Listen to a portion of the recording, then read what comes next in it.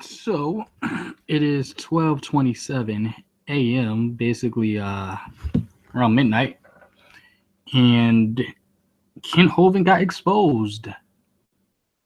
Not like he's never gotten exposed before, but so it is.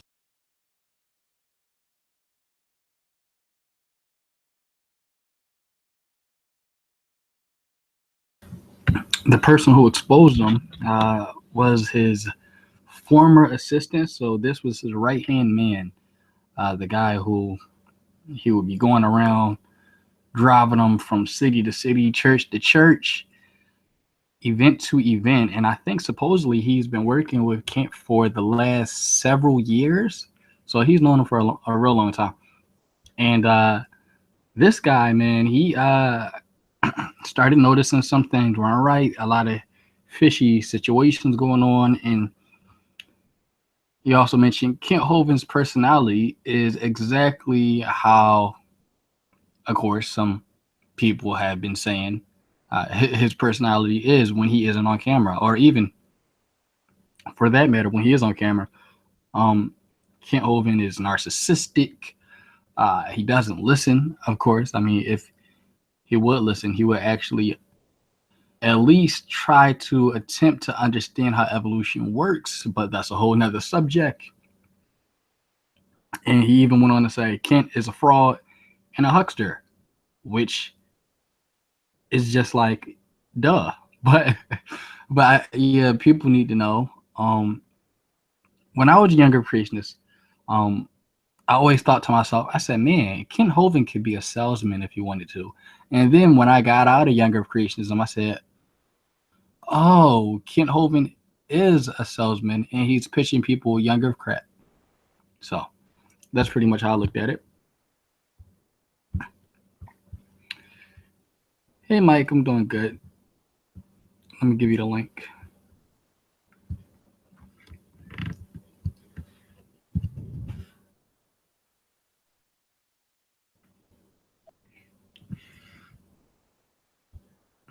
Hunter, what's up, man? Hey, buddy. I didn't know if you were going to join or what. I didn't know what to expect. I just said I'll send you an invite. Dude, I know. Did you see the video?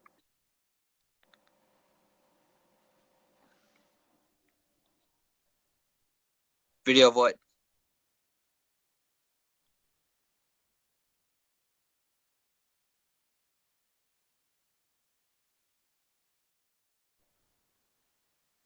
Seen the video of what?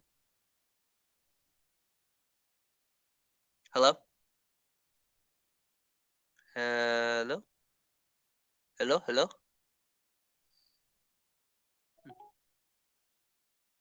I think you may be having audio problems. Who, me? Wayne? I was on earlier, but then I couldn't hear him. I thought something was wrong with mine. Oh, yep. Now he's unmuted. Yeah, I can't hear him.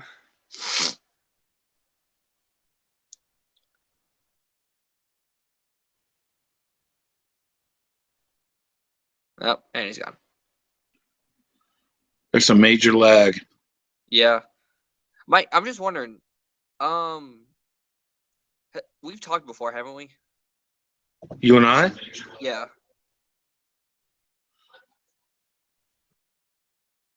No? Yeah? I didn't hear what you said.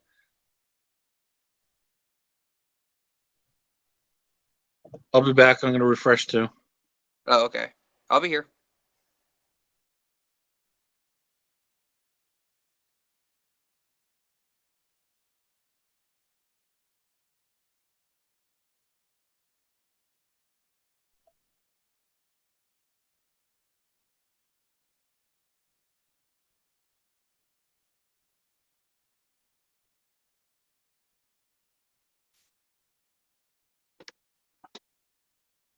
Hello? Yeah, you hear me? Yeah, I can hear you. There we go. I said, do you see the video that Theodore had made about Kent? Theodore was the guy who was like Kent's right hand man for the last several years. He was the guy who helped Kent with his defense to get out of prison.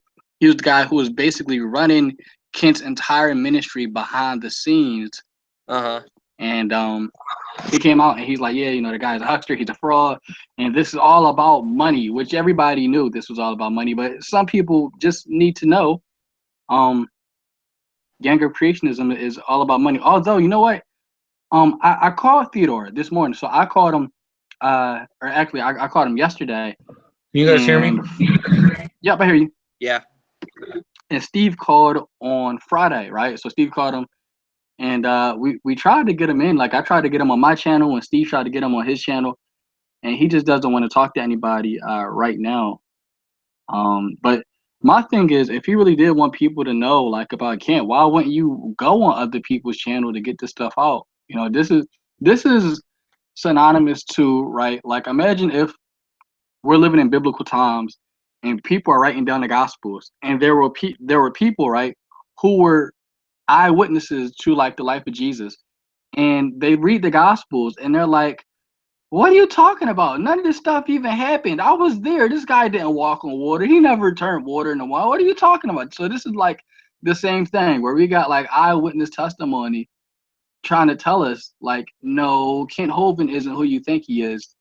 But I think he could do a better job at trying to get this out there instead of just uploading it to his channel. But I do admire the fact that he did it, because I know somebody else who like behind closed doors, we talked about it, and they were like, yeah, like Kent has really like he's fallen off. Even though I think now I've been thinking about it, I think Kent Hovind has always been this way, but when he goes on camera, he becomes like a whole nother person or something like that. You know what I'm saying? Like he has like this persona that he likes to portray behind the camera. Like he seems like a psychopath a little bit. Now I think about it. Wayne, didn't you used to be a huge fan of Kent Hovind? Yeah, I did. And then I found out younger creationism was a lie. And yeah. But speaking of younger creationists, I like Todd Friel. He's a younger creationist, but he isn't like a diehard younger creationist or whatever. So Todd Friel was pretty good. But yeah, Kent Hovind stuff is just blah. Yeah, Kent So needs the guy to comes out stick and to the like, Bible. what you say? I said Kent needs to Yeah. stick to the Bible. Well, even the fundamentalists don't even want him to stick to the Bible ever since he got remarried. But speaking of that, like I uploaded the videos on my channel. So if you can't find his original channel, Theodore's, like this stuff is on my channel, and I did get his permission to upload it on my channel. But the guy. Sorry, I didn't mean to cut you off. No, what do you say? Isn't Kent getting remarried irrelevant to the whole thing? I mean, really. Well, some people, when they like people got like their whole like biblical doctrines of marriage, but in like Christian in the Christian religion, it's considered that if you remarry somebody else and your wife isn't either dead or your wife doesn't become a non-believer, then you don't have any grounds to divorce your wife.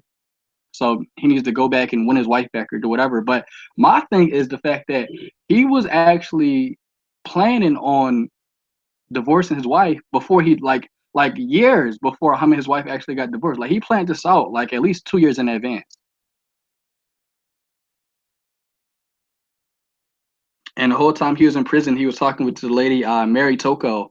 Like they were having like any emotional adultery. There you go. They were having emotional adultery. I don't know if they did anything sexual or not, but some really disrespectful things did take place while he was seeing her. Like when he got out of prison, there's a video on Kent's page where Mary Toko and Kent Hova are in some house. And at first, I had thought that Kent had went to her house, and he's like, "Yeah, we're getting married." Come to find out, when Kent Hovind made that announcement talking about how he's getting remarried to another woman, they were not at Mary Toko's house. That was Joe Hovind's house. So Kent Hovind comes out to the world saying that he's divorcing his wife and getting remarried inside of his ex-wife's house. Well, why did he or how long ago was that? Or This, well, yeah, dude, how this long ago this was is that? like what? This is like last summer, right? This had to be about like last summer. Oh wow. I'll be right back. Don't kick me. Gotcha. But So what's yeah, so what's the point what of you this say? hangout? I'm having a late night hangout, but I'm just talking about the things that were going on this week. So this week, the guy Theodore, he made an expo. He made two expose videos, part one and part two, which you can actually see on my channel. Yeah, Um, and what else has been going on this week? I just been doing schoolwork, college work. same. What else has been going on? Oh, Steve had a hangout with human slave, worthless human slave of creationist cat, and King Crocodile. So you guys can check out Steve McCrae's channel, and he had that hangout. What was it? Yesterday. It was yesterday. It was a really good hangout. Yeah. What else has been going on? I was supposed to have an interview today with a YouTube channel. I didn't plan out well because they don't have their equipment.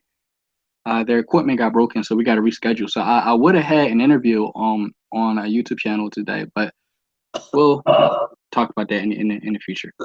What else has been going on? I think that's about it for everything that's been going on this week that I basically found out about. But yeah, that expose was like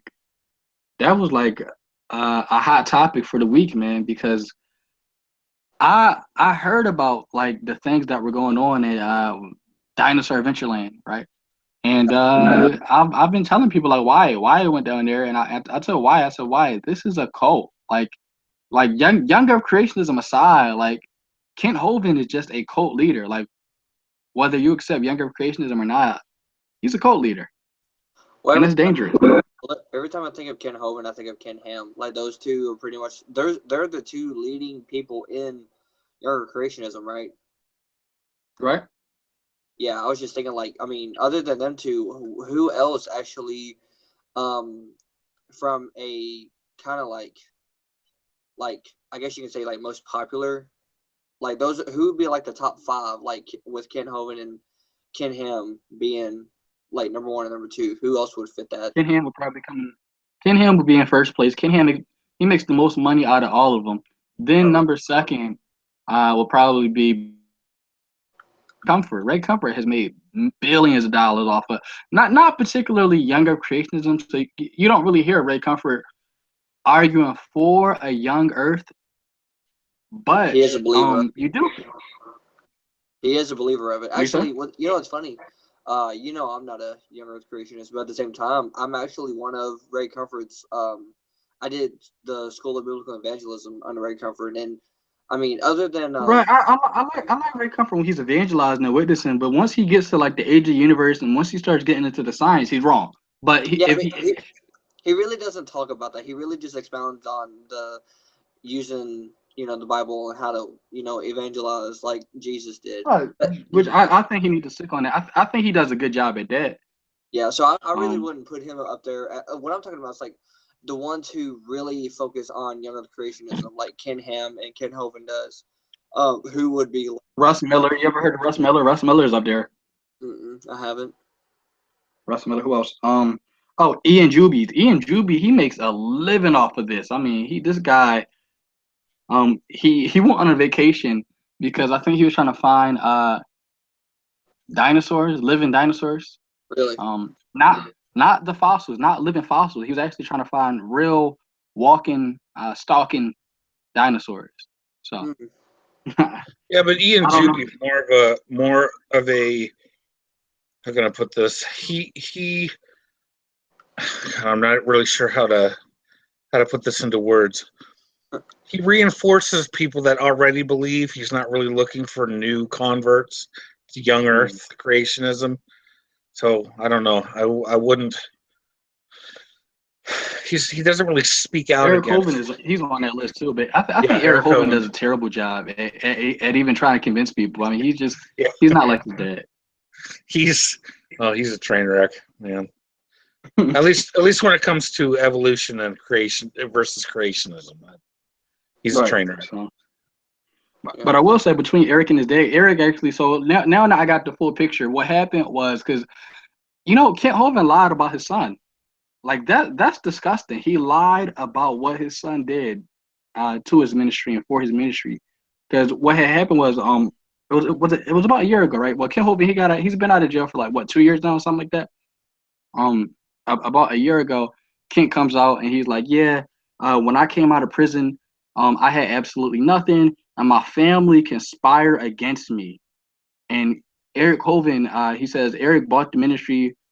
He bought the ministry products or items or whatever for pennies off the dollar, and he sold my ministry back to himself and blah blah blah.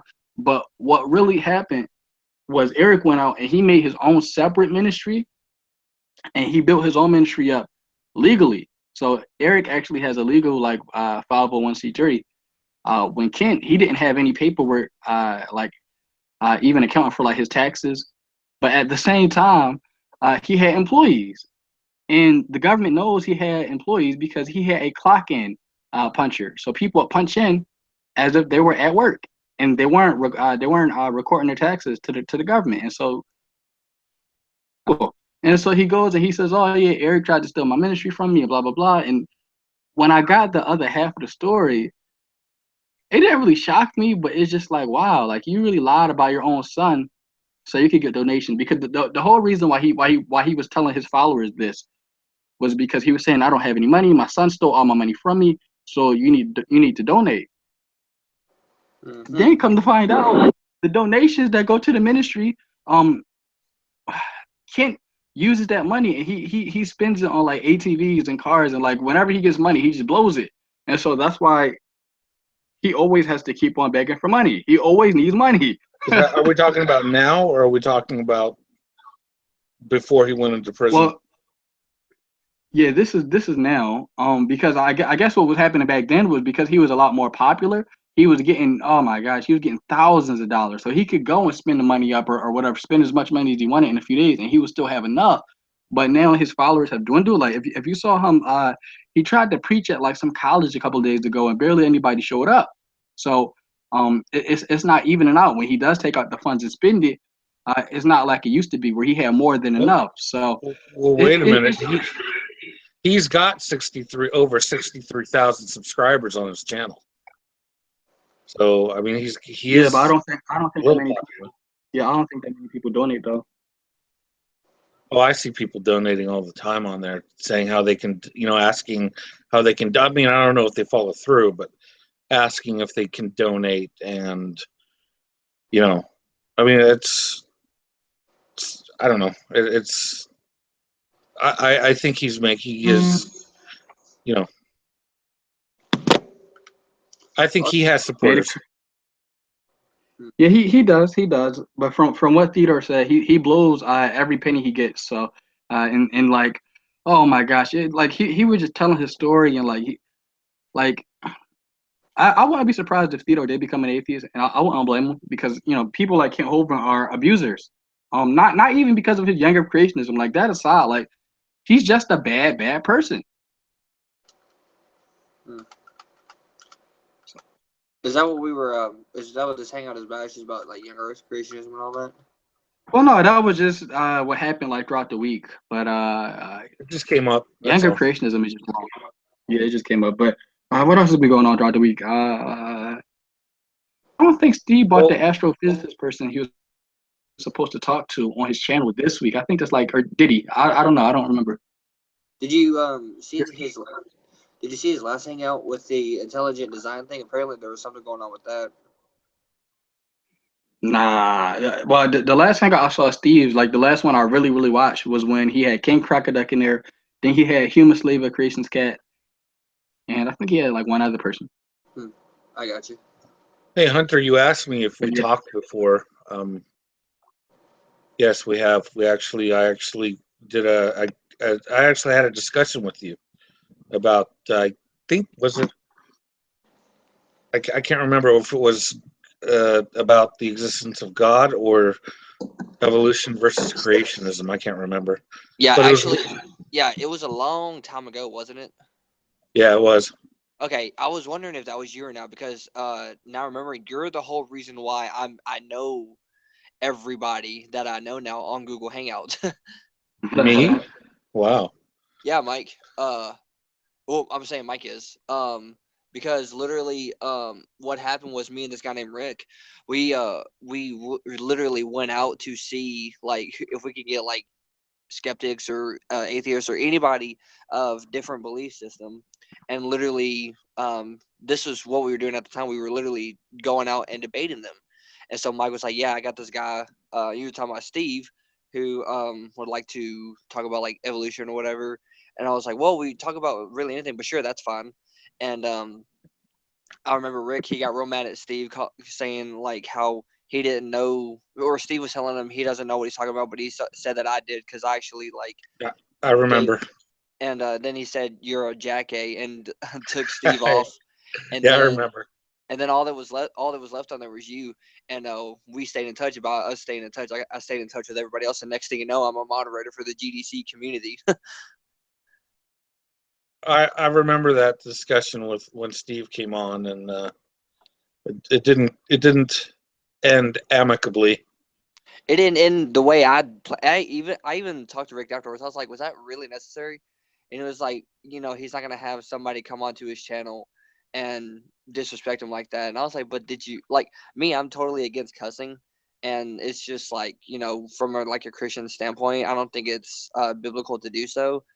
And so like it kind of started the whole thing with that, and I was like, okay, maybe I'm doing this for like the wrong reason, and then next thing you know, I got out of. Well, we really just ended doing that, and now I'm just kind of doing my own thing now, with on here or whatever else I can. So, Do you still talk to him? I, it's every blue moon, but I I do, but it is literally like rare, like when I I do didn't talk think to you him. did. He doesn't seem like you're very, and I don't like the way this is going to come out. It's going to come out like I'm kissing her ass, but No, you're good. you're very you're amicable, and you're respectful, and you're honest, and he wasn't. So Yeah, I don't, and you're a Christian, and I don't think that you're two different types of Christians right there, and I don't think that you wanted to hang around him too much. yeah. Well, I mean, I think, I asked Steve why he made me the moderator, and he said those were the same exact reasons that you just listed out. Like, I try to be as reasonable as I can, as long as I'm like, as long as both parties are being respectful.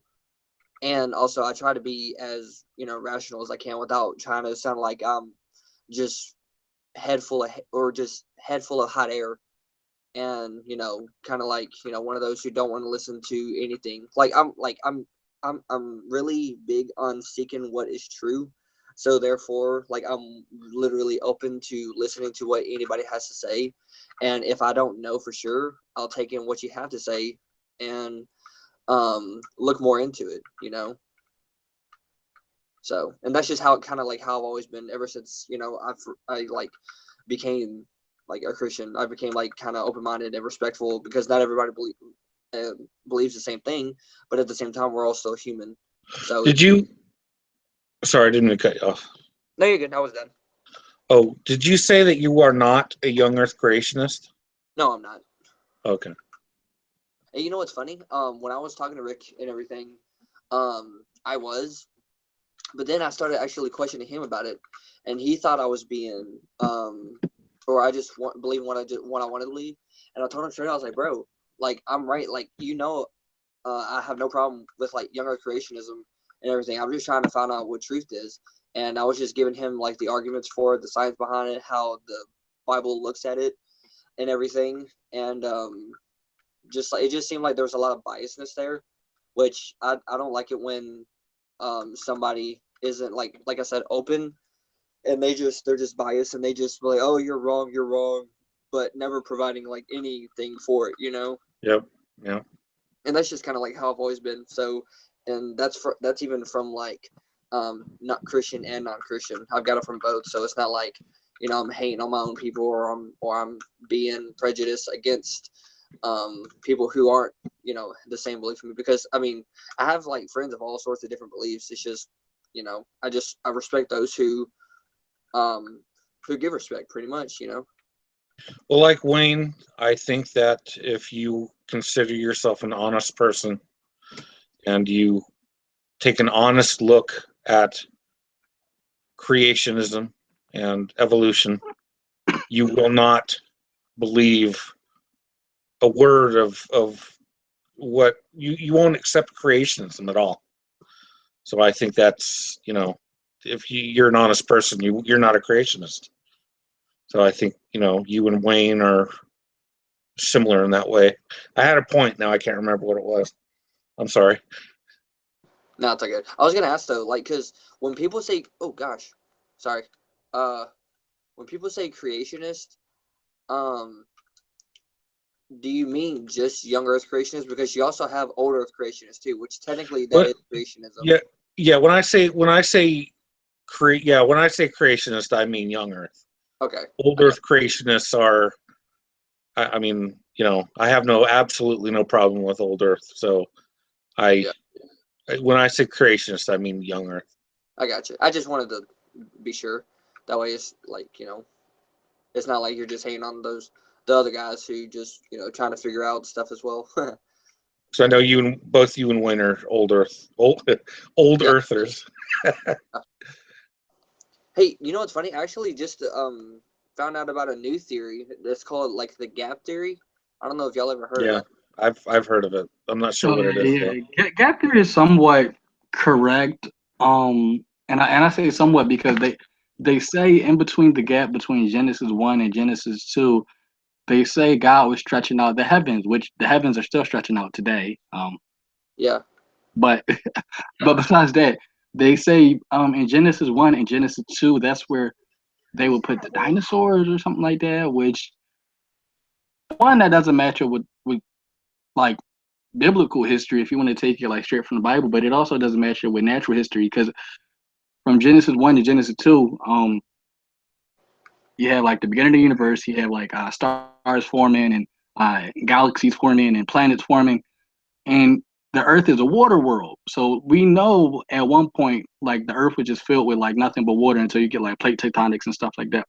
But Yeah. it just doesn't fit. So the gap theory is right in a regard where yeah, there is like a gap of time between Genesis 1 and Genesis 2. That is absolutely correct. I think the amount of time that went past is like 9 billion years, something like that, give or take. Mhm. That's all I can pretty much say. But we know dinosaurs didn't exist until like what, like 100 million years or 65 million years ago. Yeah. So I got you.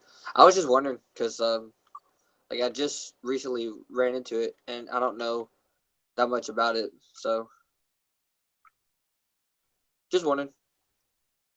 By the way, I noticed that also you added Anthony or some guys from the CCP. oh yeah, yeah. Antonio, yeah, he's good to talk to when he isn't a moderator. When he isn't a moderator and it's just you and him or whatever in the room, he's a good person to talk to. The last time I did talk to him, it was him, Carlos, Brojo, and Alex. Oh, let me invite Alex because we did say Oh, we were gonna have a conversation soon. But that's cool. things went south because Darwin's deity actually got invited to the room, not by me, but by Brojo, Josiah. Uh-huh. He invited him to the room, and I keep telling people if you read my Google Plus post, I don't want him in my room. He is a hangout terrorist, and every hangout he goes into, he suicide bombs. He wants the show to be all eyes on him. He always needs to single out somebody in the room, and how it'll work is there will be about 7 or 8 people in a hangout. And as soon as he comes into the room, he diverts the conversation. He goes into this preset mode and he only focuses on one person in the room. He doesn't really let them talk. They'll Yeah. respond and then he'll cut them off and then he'll keep on talking and go into preset. And this will go on for hours and the hangout will just be wrecked. Yeah. And he can't do that here. He's got to go. Yeah. Actually, I noticed that the other day, when I was in a hangout with him, he was actually talking to, um, to somebody about abortion, and um, me, I've done like some like outreach in front of like some abortion clinics. So I mean, just not like doing those kind of things where I'm like, oh, turn away, or you don't have to do these things kind of thing. It's just like, uh, um, I would just have conversation with them, like, is it a baby or is it not? Just kind of simple dialogue stuff, no different than what we would have in here. And by doing so, we were talking to him. I wanted to like put in my 2 cents about it, but then every time as soon as he came in, he just dominated the entire hangout, and it was really hard to get a word in. And I even sat on the side. I was like, man, now I'm never gonna get a word in. This is like stuff that I like, have actually looked into with like the science and everything. So it gets really annoying really quick. And every time I'm gonna hang out with him, I just like, oh great, now I won't ever get a word in. Yeah, I Yeah, won't go because into he's a hangout hangouts killer. with DD. He's that word that Wayne used, the hangout terrorist. I've never heard that term, but it fits. Just what? He's a hangout jihadi, man. Don't do it. Don't do it. Don't let him in your rooms. I'm telling you guys, man. As soon as he comes in, that's it. It's a wrap. Mm. But yeah, long story short, he comes into my room and I kick him. He's not if I wanted him in here, he would have gotten the invite. And on that particular day, I didn't make the link public anyway. So I kick him, and Antonio and Carlos and if anybody else in here from their side of the fence was in here, Antonio was like, "Oh, well, if that's the way things are going to be, I'm leaving." And he goes and he like leaves out. And the funny thing to me is, okay, in your hangout, you are booting people and kicking people every chance you get. And in my hangout, right, and I am the moderator, so I have the ability to kick somebody if I want to. Somebody gets an uninvited invitation to my hangout, so I give them the boot, and then you go and you try it out. Angry, but it would be completely different if he were in here and I gave him the chance to speak for like an hour or so, and then I just I completely gave him the boot. Have you not? But from a guy who like you go into his chat room, his chat view of the videos on YouTube, and all you see is message deleted, message deleted, message deleted, message deleted, and then somebody says something he doesn't like, and boom, you get the boot. It's very odd. It's very hypocritical. So he hasn't been in my room since then. He's welcome to come back.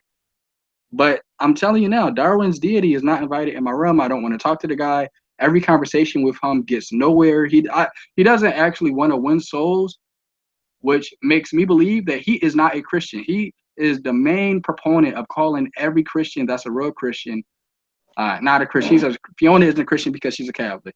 General Han Solo isn't a Christian because he accepts evolution. So-and-so isn't a Christian because they hang out with people who are atheists. But I think Darwin's deity is I don't think he's a Christian. And from the things I heard on that soundboard, Don't even get me started on that. help, because from what I heard, he has sex with his dog. Yeah. So And he needs to get that's that checked out. That's his own words too. That's what's crazy. Like it's his recording, it's his voice, and it's like he says it as a joke, but at the same time, as Christians, according to the Bible, we're held to a higher standard, so we shouldn't even be. No, it doesn't even have anything to do with Christianity. What normal person jokes about having sex with their dog? I don't know, but still, at the same point, or I'm sorry, at the same time, it's still like, even if you're just joking, trying to be funny, you still shouldn't be saying stuff like that. You're not exactly dealing with the cream of the crop when you're dealing with the CCP. Yeah. So, I expect hypocrisy. I expect people to be sycophants. I expect them to be liars, and just you know what to expect when you deal with them. Yeah. So it's not a surprise. I refuse to be in a room with Darwin's deity, and I think he's a pig. I can't. Yeah. There isn't a word strong enough to use what I think of him. Oh well. Well, what can you do? Stay away. Yeah, he's another person who I think is like Ken Hovind. He's a bad person.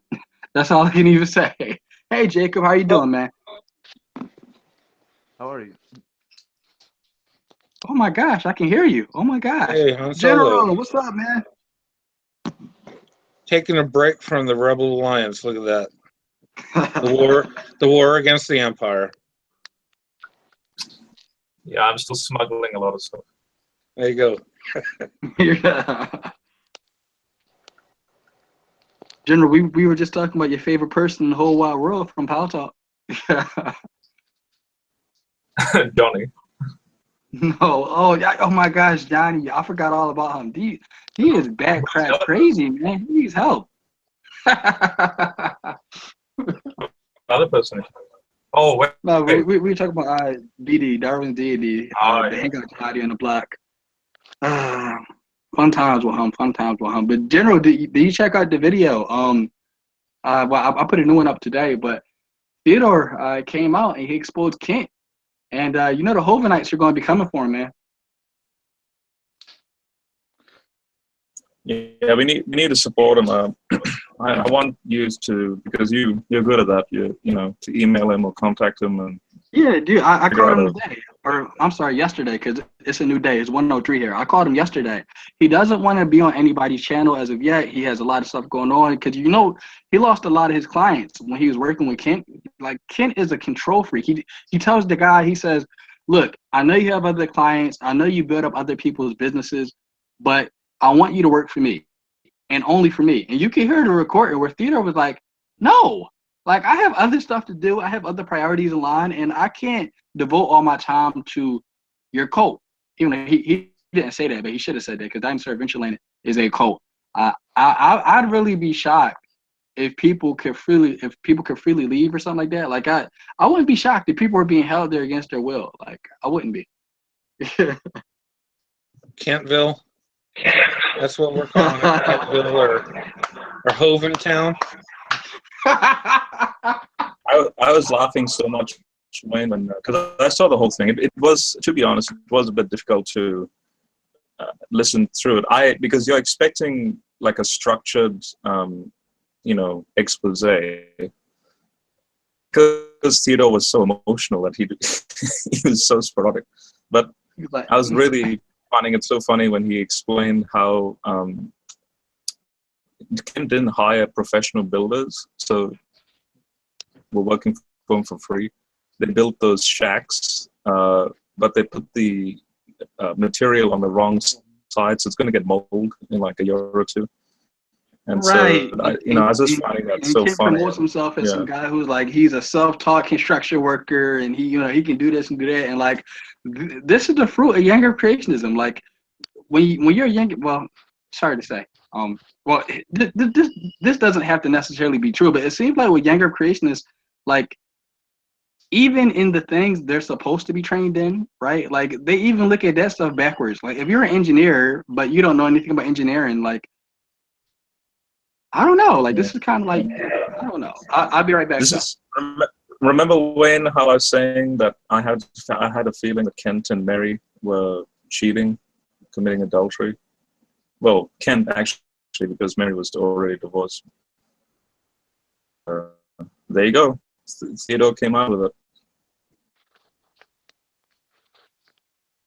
Is it true? Yeah, it's true. That even before Kent went to prison, 10 years ago then, that Mary and Kent were sort of close. Then during prison, he was only speaking to Mary. Now and then he would speak to Joe Hoven. Okay. Then when he gets out of prison, the first thing he does is has Mary present her anti-vaccination conspiracy theories in Joe Hoven's house, in his wife's house. And I'm sorry.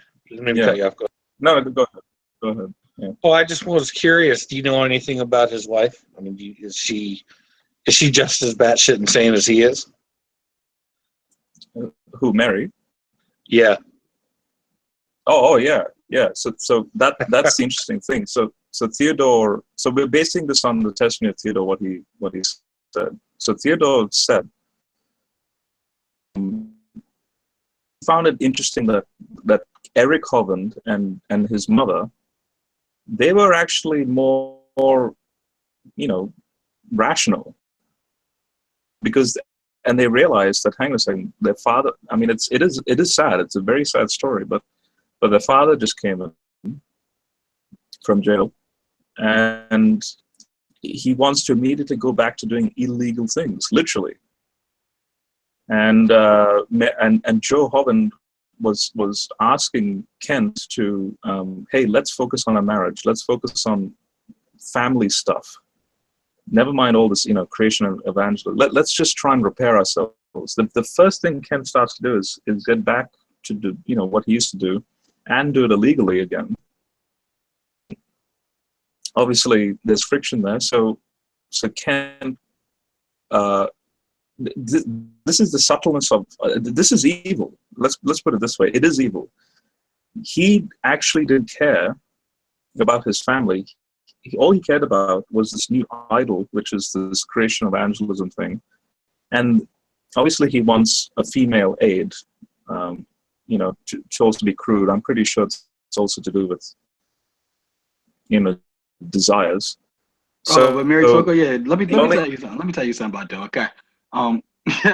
So Steve, you and I, before this whole expose came out, we already said, we were like, yeah, like Hum, like Mary and Hum, they had something going on, like before he even announced that they were getting married. It was me specifically saying that. Yeah, you said that, and then Steve said it too, and like that's messed up, man. Like he like I see Kent in a completely different light, but it just goes to show, like, I guess, like, everybody you look up to is human, right? Like, he's a human, like, he's a male, so, like,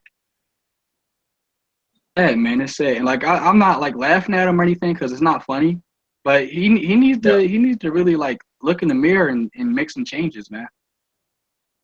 So just to go back to what I was saying, I'm saddened too. Yeah, it is a sad story, but I think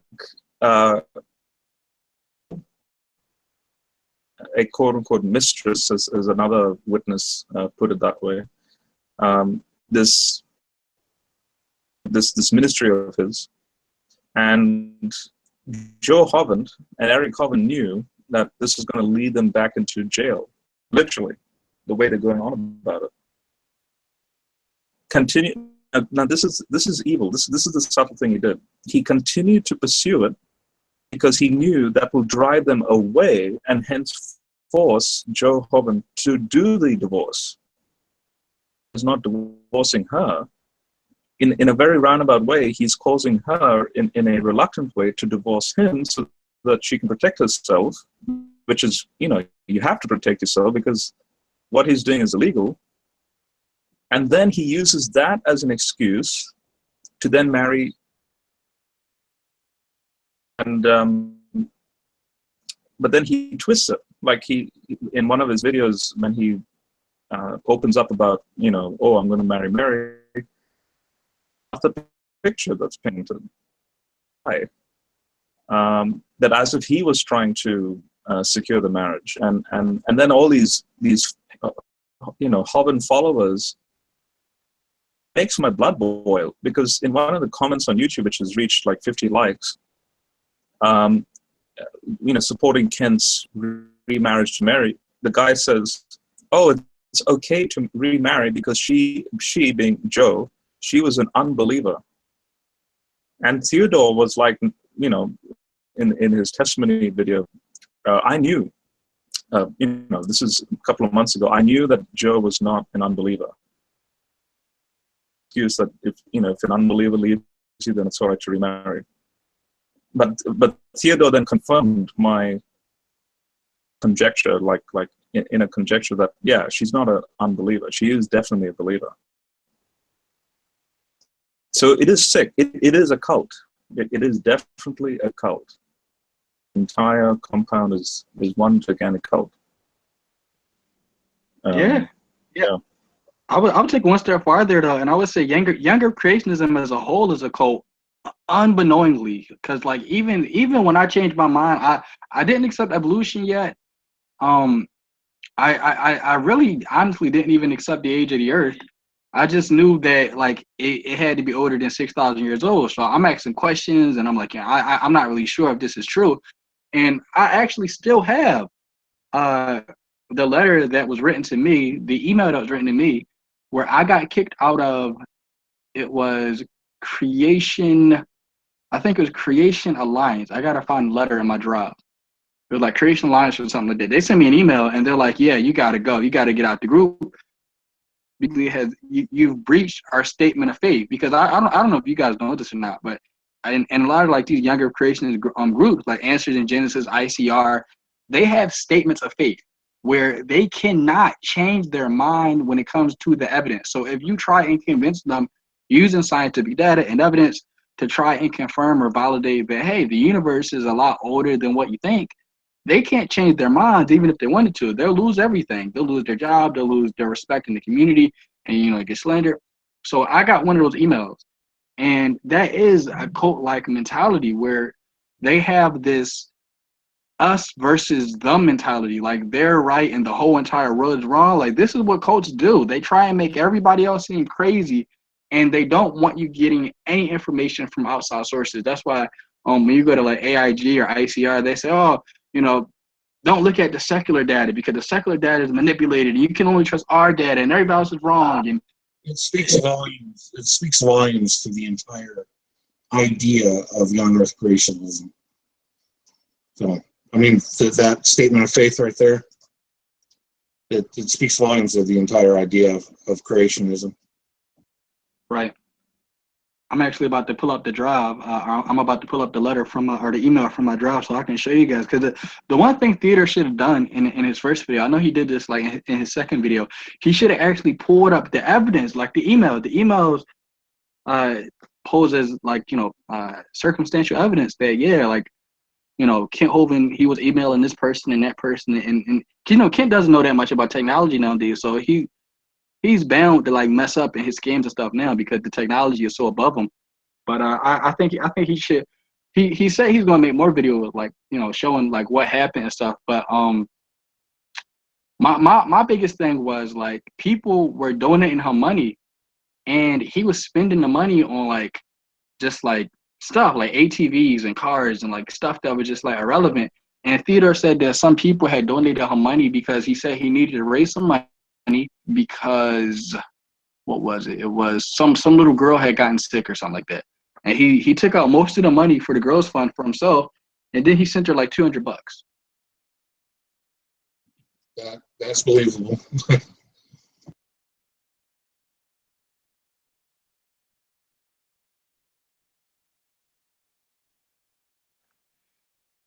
So it's just like wow, like I knew it was bad, but I didn't know it was that bad. Like I don't think anybody knew like it was that bad. And then like he kicked some lady out, and like Theodore is like because remember like they're out in the middle of nowhere.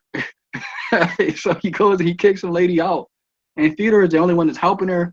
And the lady is like, all these people are crazy, all these people are crazy. And while she's packing her stuff, getting ready to leave, somebody was making fun of her, and like somebody like sticking her tongue out and stuff, and like it seemed like a madhouse. Like, oh my gosh! But like when Wyatt, you guys know Wyatt, right? Wyatt Mickens,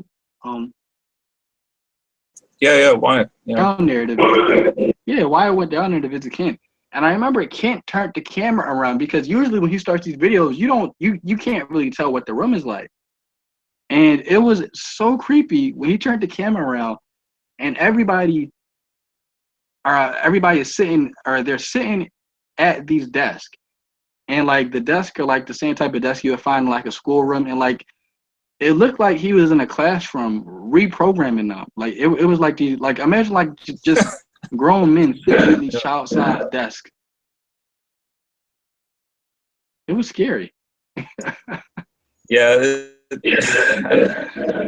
Wyatt was the only rational person in that room because you could even see it on his face. Like when he turns the camera around, like he has all these sheep, and then the Wyatt. I don't know, man. I don't know. Just the whole thing is just like bananas to me, and like to think people. Well, his following has kind of dwindled down now because like younger creationists, and like if you saw when he went to that college, like it's not as much on the rise as it used to be. Um, I That's all What's I. happened to Wayne? Hmm? What's happened to those other guys that you used to interview, like the Super Christian Tim and a few others? Oh yeah, Super Christian Tim. We don't talk at all. Apparently, I work for the Catholic Church or something like that. Or I'm an agent or something like that. Or Uh, and the other guy, like he had like very short hair or no hair at all or something. who? I forget his name. I don't know. I He's know it pretty. was. Are you talking about Mario, the Vigilant Christian? There's another guy that used to.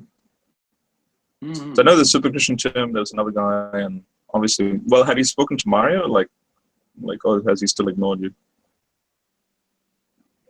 I haven't spoken. No, I have spoken with Mario because you got Don in school for IT right now, and so he needed like some help with his website, and I said I would help, but I can't do anything for free. Like I'm sitting here busting my butt in school and paying money for this education stuff. I can't really give out free services. I'll give you like a discounted service to hook up your website, but he can.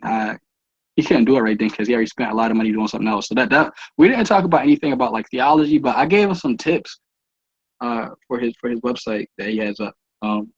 But that was like the last time I spoke with him. That was like what, like last month. So yeah, but me and Mario and I, we haven't done any videos ever since I was a younger creationist. But I don't know if that's the reason why he hasn't brought me onto his channel now. I'm guessing it is because he doesn't want his viewers to get a taste of like our type of theology, right? Because I guess like he thinks like if you're an order of creationists, I don't know if he believes this, but I have the Can't strange believe. suspicion that he thinks if you don't accept younger creationists, you might not be saved or something. So. I can't believe he has 430,000 subscribers. The Vigilant Christian. Right. That's just. I mean, the content but the content he produces is just a waste of time. Bro, I was thinking the same thing. Like I've been thinking like, yeah, like all this conspiracy stuff, like you sound crazy. Like I don't know. Like you should just stop it. And I used to be into this stuff. Like if you look back to my earliest YouTube videos, you can see how much I progressed. Like I just grew up. Like yeah, man. But we all grow up. So it's not. I mean, but the thing is that you. No. I'm getting something from your mom. Those are mine. No more. Sorry. I didn't know my mic was open. Sorry. So, what's the word again? What's admirable, Wayne, is that you grew up like exponentially, like you grew up very quickly and at a very early age as well, like in your very early 20s. yeah, it's just that I don't know. I always had like just this But there are people who still hold to this stuff, even when they're in their 30s, 40s, 50s. Talking about Take it from me that you've matured very quickly and very early, so you'll be fine. Like there are other guys that just don't grow up at all.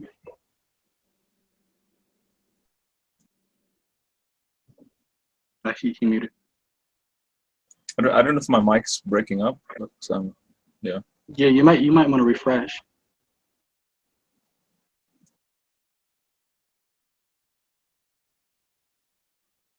Oh, but General, you know what they probably did. Did they have any March for Science walks in Australia? Because yesterday was Earth Day.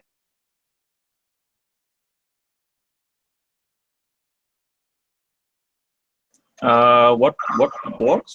What? Yesterday was Earth Day, and there was like plant marches for scientists all across the world to march for science. So we had a march here in Philadelphia. There was a march in Washington. Like there was a march, and believe it or not, some people were out in the North Pole marching for like the advancement of science education across the world. Because like with all this stuff like coming out now, with people believing that the Earth is flat, or younger creationism, or what else? I don't know, like people denying evolution, stuff like that. Like yeah, people had just like the scientists are just like they're getting tired of it. Like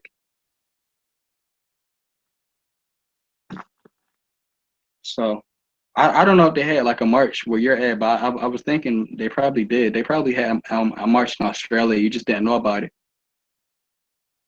But in Philly is I don't think they marched in Philly because it was raining really bad today. But they did move it indoors. I didn't go though. I didn't go.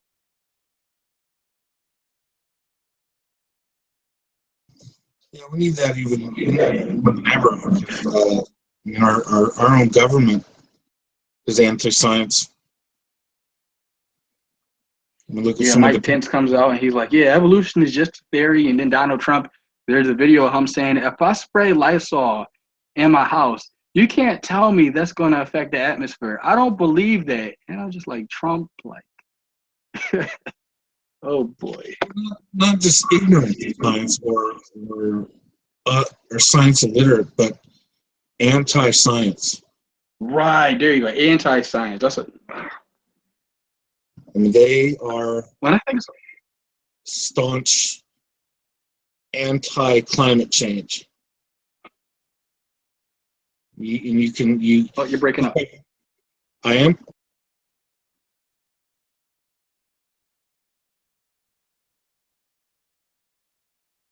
Yeah, I think it's still breaking up. Is that better? Nah, it's like real buffery. I'll refresh.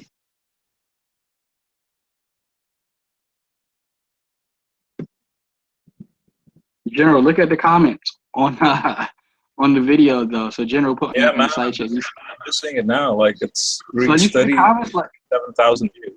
yeah, but look at the comments. 2,300. The comments that people are like, "Oh, these guys are of the devil. These guys are stupid." Like, I don't like. They didn't openly listen to the debate because I think I did a pretty good job explaining evolution in terms of like fourth grade. Because Kent Hovind is like, I'm stuck in the fourth grade, guys, and blah blah blah. Like, I think I did a pretty good breakdown of that. Who did you debate? Or when we debated Kent Hovind. Oh yeah.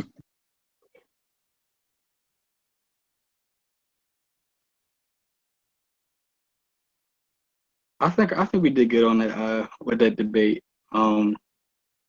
It was just that like you could obviously tell like Divisionally Christian was biased.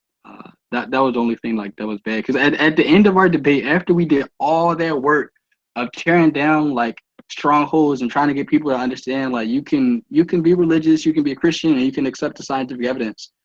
The Divisionally Christians like evolution is going to be used as an end time deception, so they're going to make robots and like. What did he say? Like they're gonna be robots based off of evolutionary theory, so they can take over the planet. And I'm just like, what the fudge?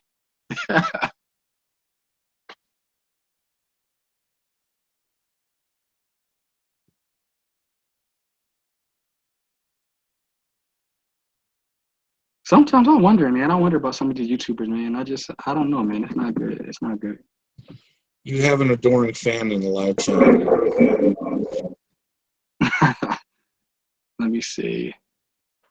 Oh no, I actually blocked them. Yeah, like they got blocked. Yeah, you did. I'm just saying. So I was just pointing it out. You're making friends. So, General, what you been up to this week, man?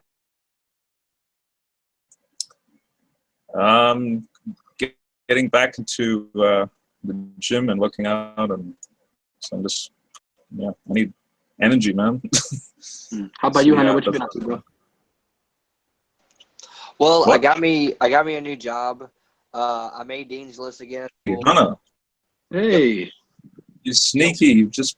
You've been there this whole time, and Yeah, I got here before you, but you don't ever acknowledge my presence anymore. So I was just like, I'll just let him run with this. I'm just kidding. I miss you, baby. Oh my gosh, I knew you were gonna do that as soon as I stopped talking. Oh my gosh.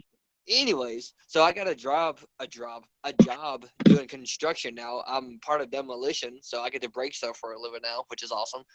I made Yay, explosives.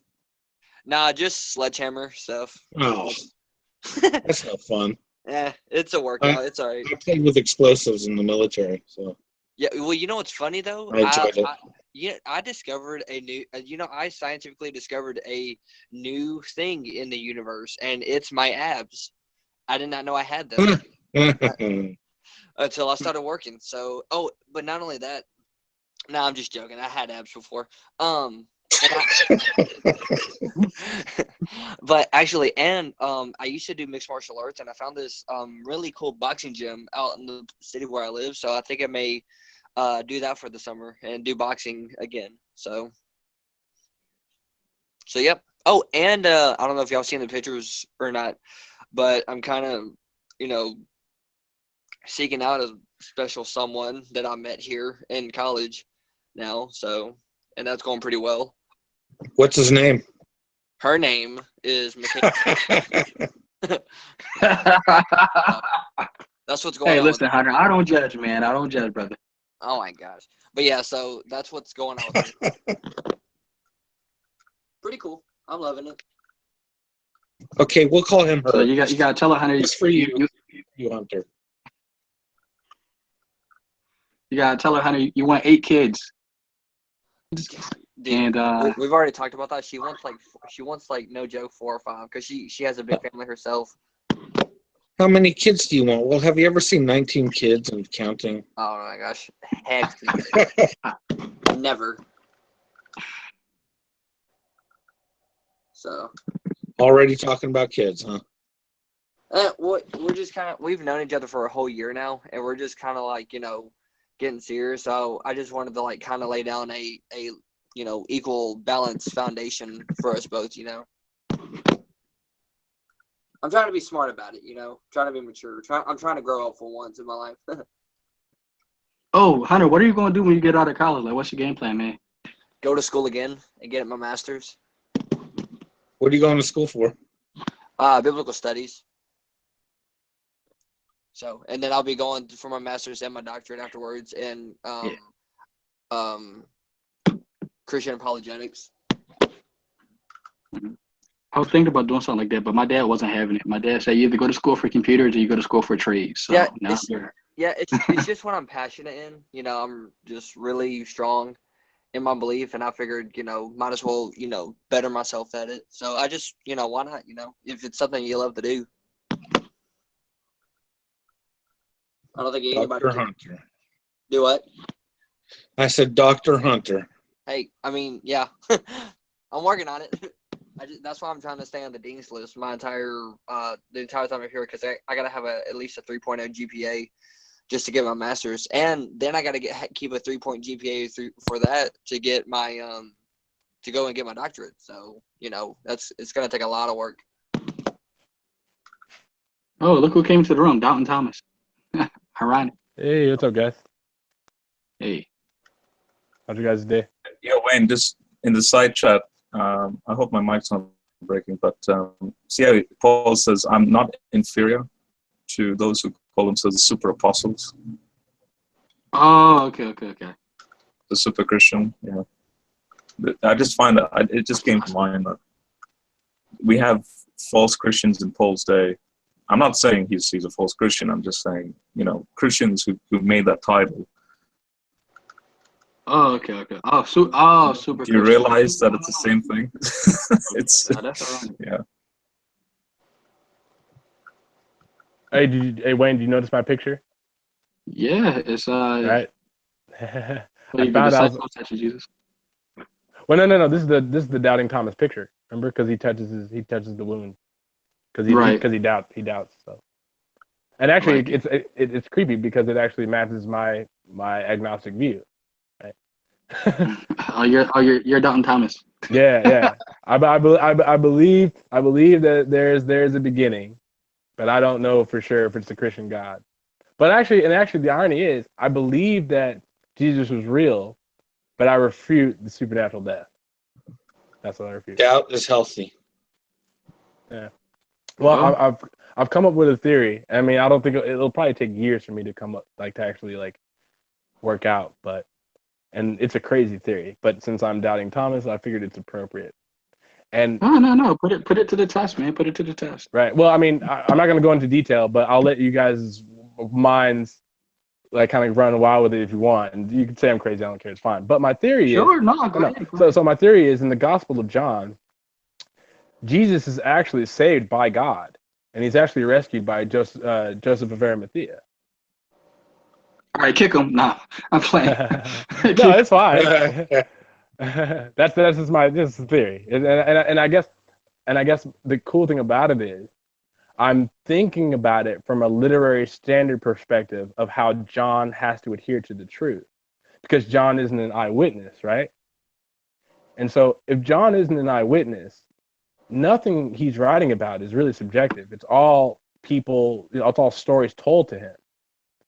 And the interesting thing is there seems to be so far, and I'm minutely analyzing it. Like, I'm not even close to even getting to where I need to get to, because I have to research non-essentials and essentials in Christianity, and I have to read a little bit more about literary philosophy in order to see how it's structured properly. But it honestly seems like John is kind of writing from he's writing these tales that people have told him, and it almost feels like it kind of puts you in his seat as he's writing. It's almost like he's almost flabbergasted that the mysterious ways of God is like it's happening before his eyes. Because like in the beginning, I don't know it by heart yet. I got a little miniature King James version, but it seems like Christ, he doesn't want to be crucified. He asked God for help. And then that part where he talks about, I don't remember. I know it's John 19:31 to 39 or something like that. But he's like, he asked his disciples, like, do you have any money? Right? Or does he ask them if they have any money, or does he give them money to go get swords or something like that? But the fact that John has written that he tells them to go get swords. I mean, what is that insinuating? Actually, I can't even insinuate anything. And that's the cool part. You can't really have a subjective, like you can't really interpret it, because John's just writing it as it is. It appears. Because if they went to go get swords, that means that they're prepared to fight, unless they're going to get swords to watch him die on the cross, which wouldn't make any sense. Why would they go get swords then if they know he's going to die? So like, Jesus has a real fear here. He actually is like, it's almost to the point to where it appears, I don't know so far, but it looks like he doesn't really want to die. And then there's gray areas though too, where I'm not sure, because it's like after he says the words "it is finished," John writes, he has quotation marks, he gave up the ghost. Now, what I find interesting is that a lot of the times throughout a lot of books in the Bible, certain words are capitalized. And this is where I get back to the non-essentials and essentials. Is because, to an extent, one could say he is dead because he gave up the ghost. But why would John, if John isn't an eyewitness and it's purely him writing tales that someone has told him, someone has to proclaim Jesus dead, right? Like, we can't just assume Jesus is dead, because later on in those verses, a centurion soldier checks on Jesus to be dead. Because John writes later on, he says, or whatever soldier, the soldier saw Jesus and looked at Jesus and saw that he was dead. And see, the interesting thing is, because John is adhering to the literary standard of just like writing what was told to him, he's not saying that the centurion is saying that Jesus is dead. He's saying that the centurion saw that Jesus was dead. And then the very next line, and this is hard for me because I don't read the KJ. I've just got my KJV, And I'm like thinking about it. I'm like, I really have to decipher the sentence. And this is where I'm like at a crossroads, because it appears like it's like John is saying someone has told him that the centurion saw that Jesus is dead, but in the very next line, it's almost as if John is like turning your point of view. Now you have to think about Joseph of Arimathea's point of view. All right. And it so said, I got a question for you. If you Go could break this down into 3 points, what are the 3 points? So I can just write them down, because you okay. going through a lot. Oh no. My 3 points are that Jesus Christ did actually exist in real life.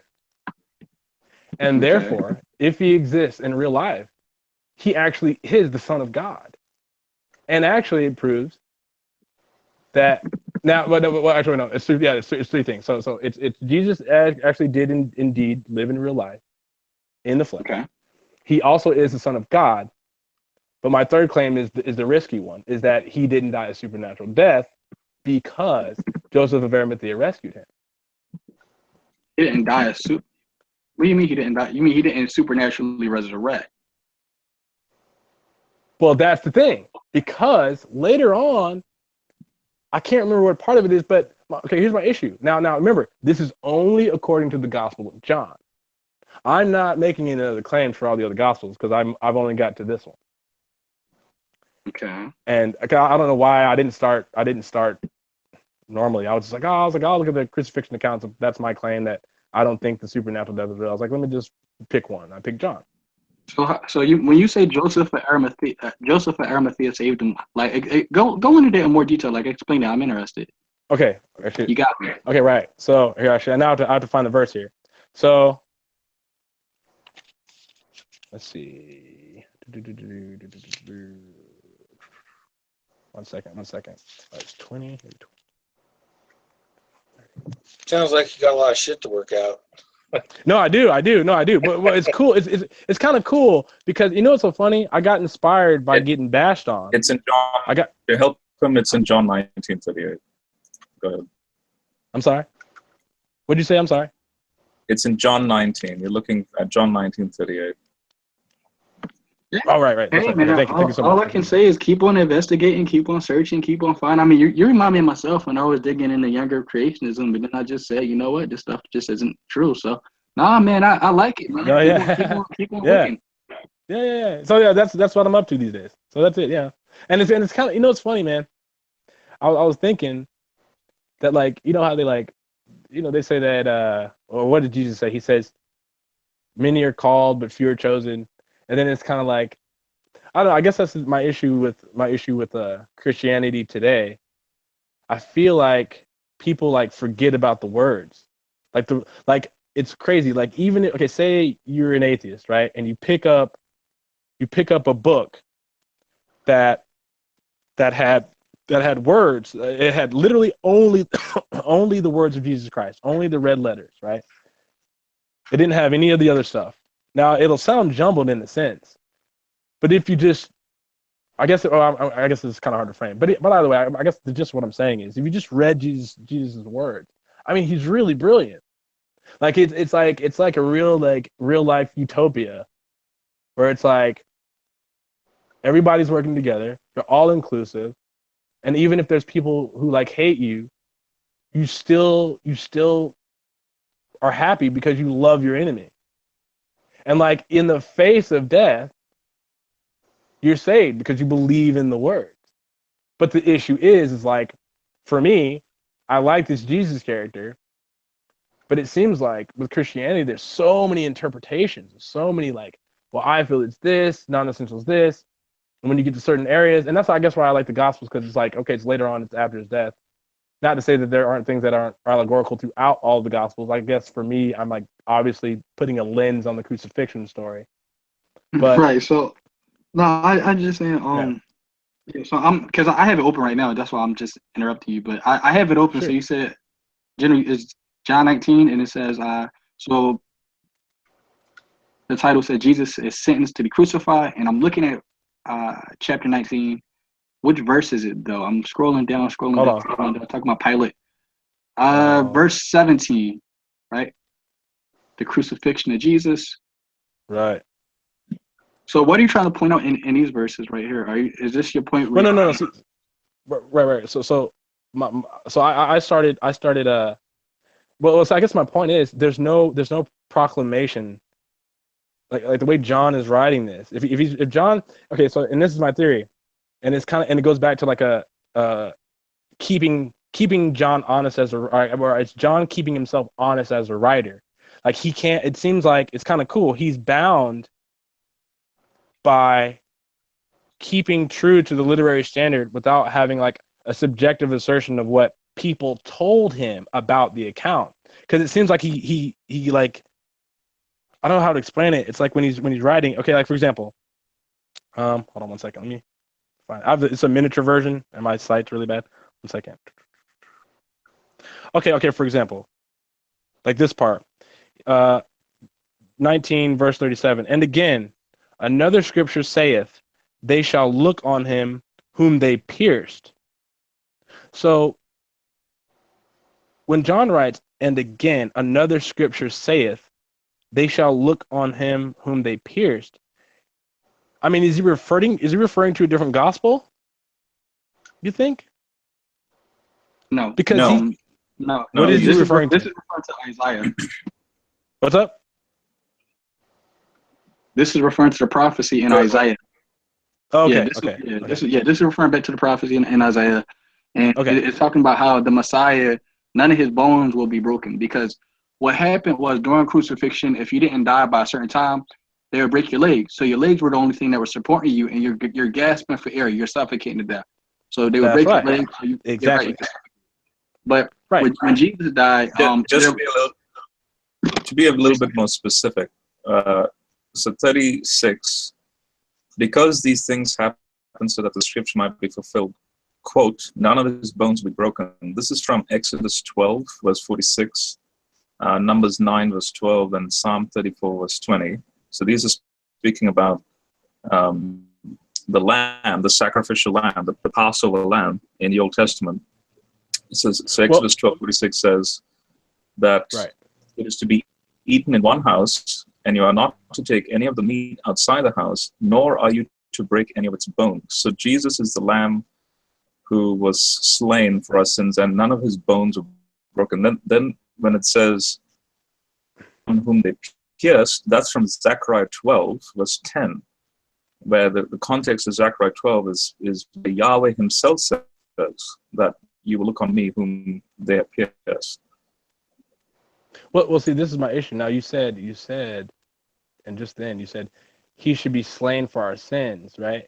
But isn't that still under, like, that prophecy is under the old covenant, though, right? Wait, before we even get into that, I'm still interested in your model. Okay. So I'll keep going. Just be specific with your model. You're being very vague at the moment. No, I'm not being vague. I'm just, I like the reason, see, okay, look, it sounds like I'm being vague, but the only reason why it sounds like I'm being vague is because I'm and this is the thing, this is the issue. See, when I tell you guys about a verse, you guys are referring to the old covenant each time. And that's what's happening here. So when you refer to the old time, you can't put John in the same literary standard or in the same time that they are. Yeah, but what does this have to do with your third point that Jesus? No. So you said Jesus didn't die. You've got it warped. Go ahead. I was just gonna say to that. When you're looking at the New Testament, these are Jewish people, so they're going to refer to their customs and to their prophets, in the same sense of what they're talking about.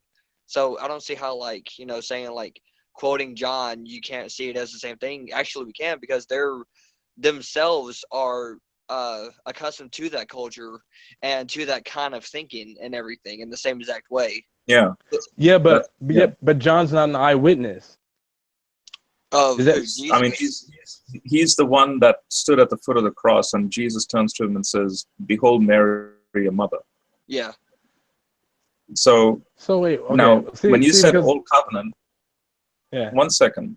the old covenant. Okay. So Jesus is actually dying in the midst of the old covenant. That's the whole point about removing the old covenant and then starting a new covenant. If it wasn't for Jesus' death and resurrection, you wouldn't have the new covenant in relation to defeating the old covenant.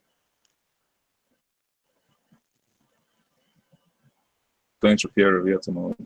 Wait, but but that doesn't make any sense. Okay, so because the reason why I say that is because whenever I've asked other people, it does, because the text says, one second, the text says, these things happen so that the scripture might be fulfilled. If there's no fulfillment, then there's no annulling of the old covenant. There's no fulfillment of the old covenant. okay, but and this is the issue. This is the issue I have, is because you guys keep saying, okay. So what that means is we have to get the time gap right. Before I even keep going, my theory runs to pieces because I'm under the impression that the gap between the old covenant and the Gospels began to be written is like 20 years. Are you talking about from? Yeah. So the Gospels. The Gospels were written about 30 years after the events of the cross. That is true. Right. So my question to you then is, in those 30 years, which we see, so the moment Jesus ascends to heaven in Acts chapter 1, you're talking about a couple of weeks later, which is the Jubilee or the Pentecost time period is, I think, about 50 days or something after the resurrection.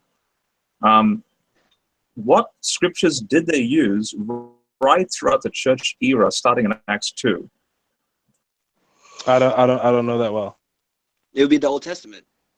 Exactly. It was only the Old Testament. So imagine preaching a sermon on Easter Sunday and Good Friday, with respect to the death of the Messiah and the resurrection of the Messiah, only from the Old Testament. That's all they did.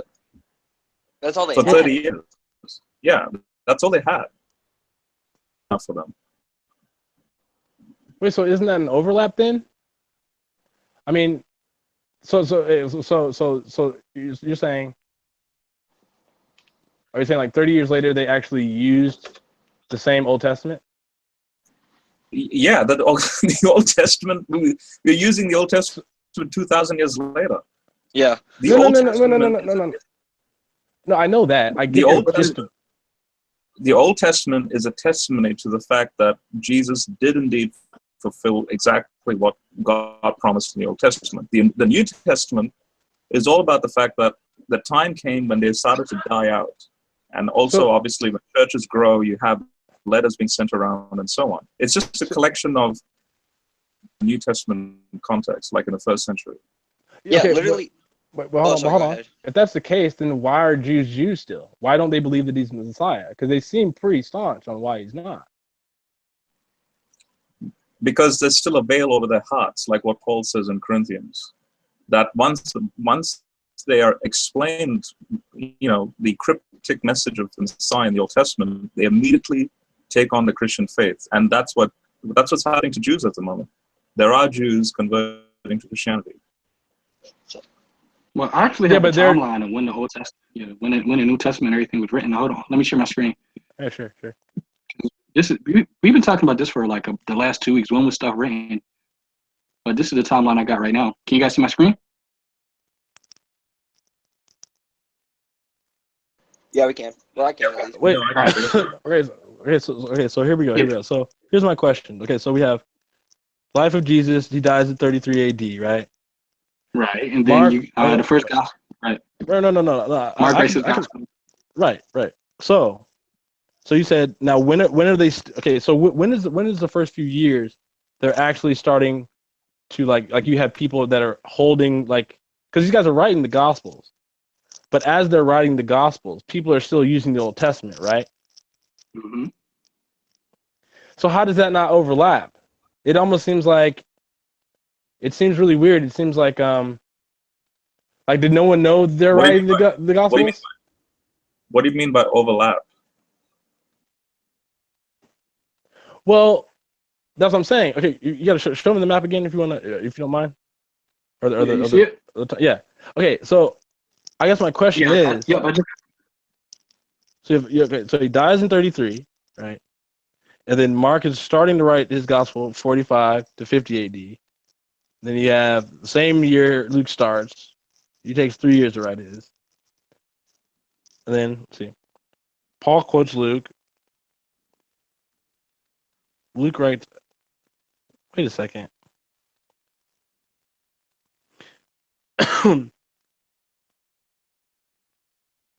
Where's Matthew? I don't know. This is the word timeline. This is the timeline. Yeah, this is the timeline from J. Wonder Wallace. I just got this one because it got pictures. Oh, okay. I was bugging out. I was like, I'm not really that high.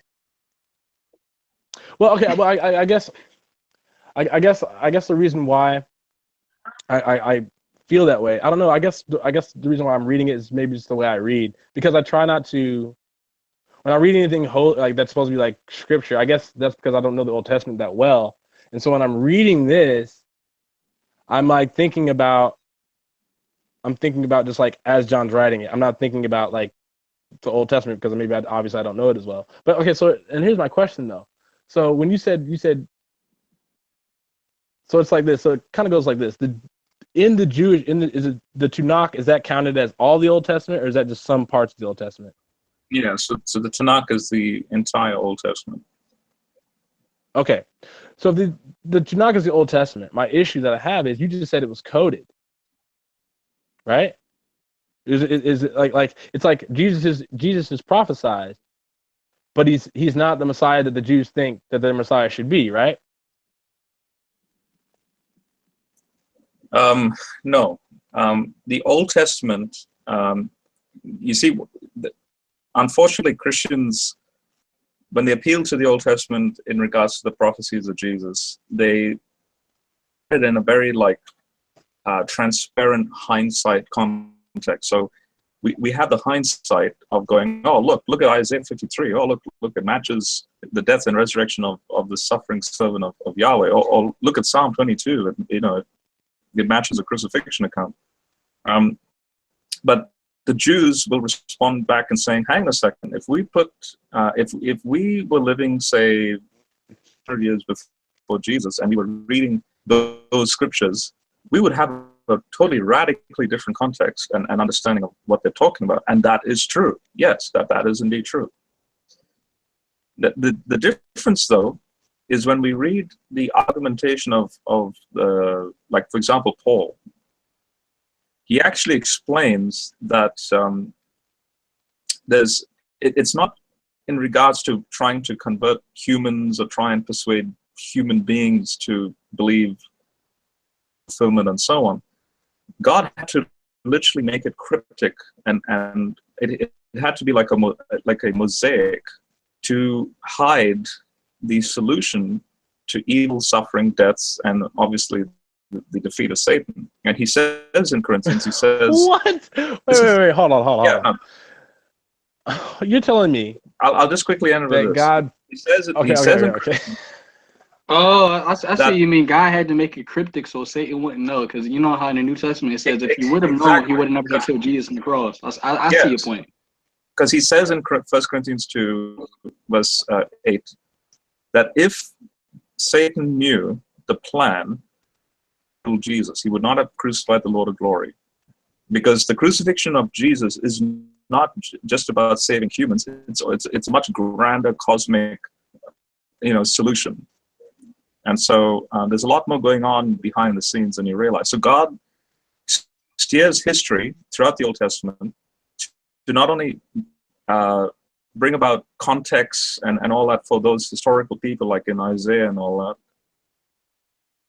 The patterns of that stuff then reflect into the mission of Jesus and what he does. So just to be brief, Jews look for patterns, whereas the Greeks, the Jewish mind, the Jewish mind looks for patterns, whereas the Greek mind or the non-Jewish mind looks for like connections. So this happens, therefore this happens. But that's not how a Jew thinks. A Jew looks at it through patterns and typology. Yeah, but the reason why they look through it because that's how it worked for the whole time. It's almost like I feel. See, this is the issue I have with the Christian God. See, this is why I don't like the God. Wait. But before you even clear, you still didn't give me. All right. So, what's the evidence for your third point? Your first point is Jesus existed. Your second point is if Jesus existed, he's the Son of God. And then your Right. third Okay. point was he didn't die. Okay. He didn't. You say he didn't. Right. So you say he didn't die supernaturally. Now, do you mean he didn't resurrect supernaturally? And then Well, you hold on. have But because of right. then you have Exactly. because of Joseph of Arimathea. Because Right. Right. Joseph of Now. Arimathea saved him. So what's your evidence that Joseph of Arimathea saved Jesus? Okay. And this is the part here. I'm gonna read it. Right. Give me a second. Give me a second.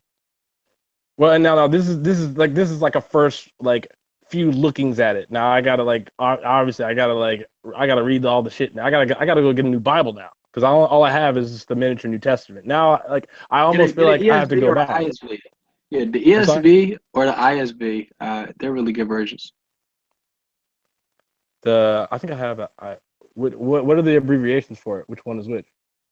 The what like what like you said ISB, but what does it Yeah. stand for? The ISV is the International Standard Version, which was so Gleason Archer, one of the best scholars, like Bible scholars of our day. He actually had a part in the committee, the ISV, and the ESV is the English Standard Version, which is just a really good version for English plain readers.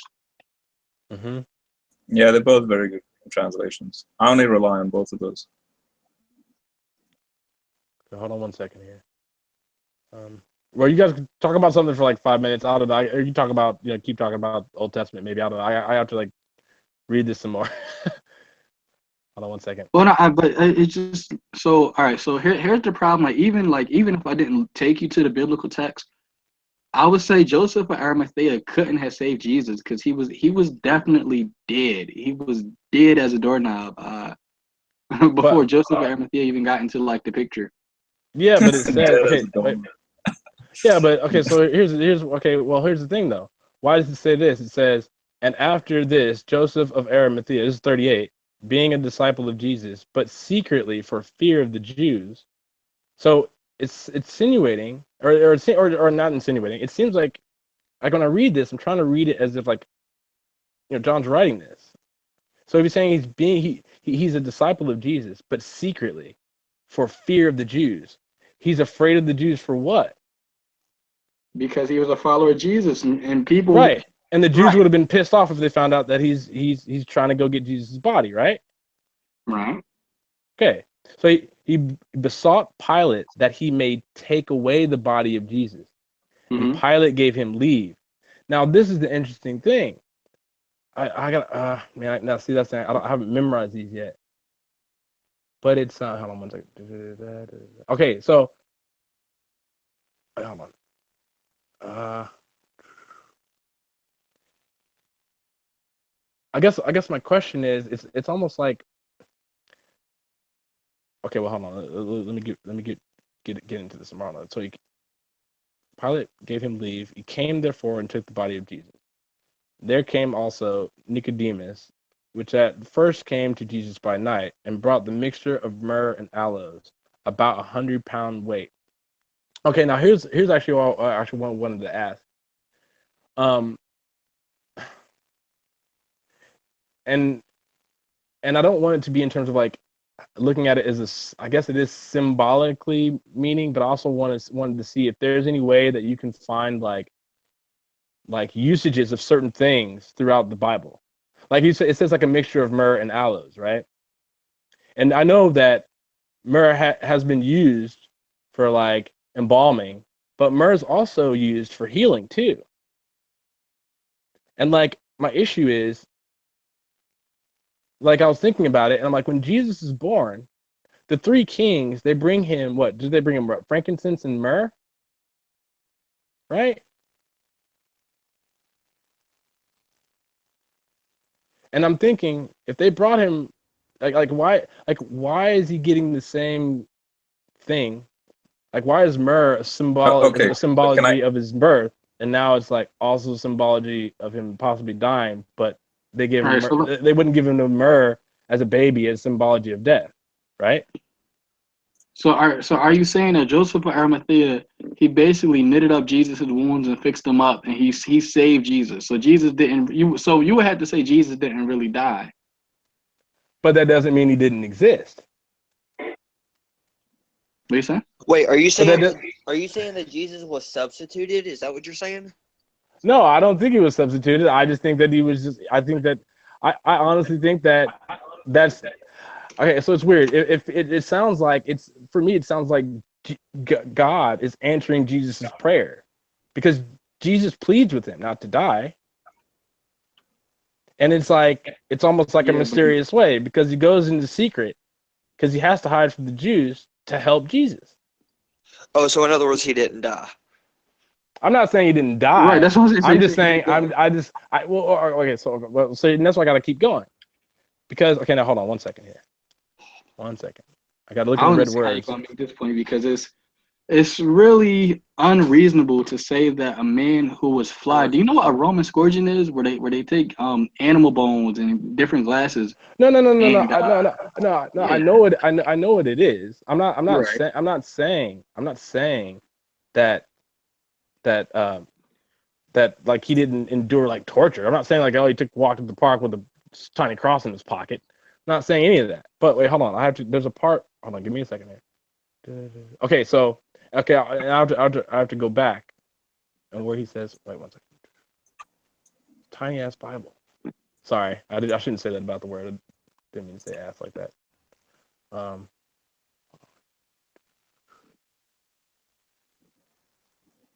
What are you getting at with the whole myrrh thing? What's that about? Well, hold on. Give me a second, because I was trying to find another part, but 1 second. Do you understand verse 39? What that's about? Like especially the start of it. Nicodemus. Who's Nicodemus? I don't know. Who is he? I mean, do you understand what it says? Nicodemus, the man who had first come to Jesus. When did he first come to Jesus?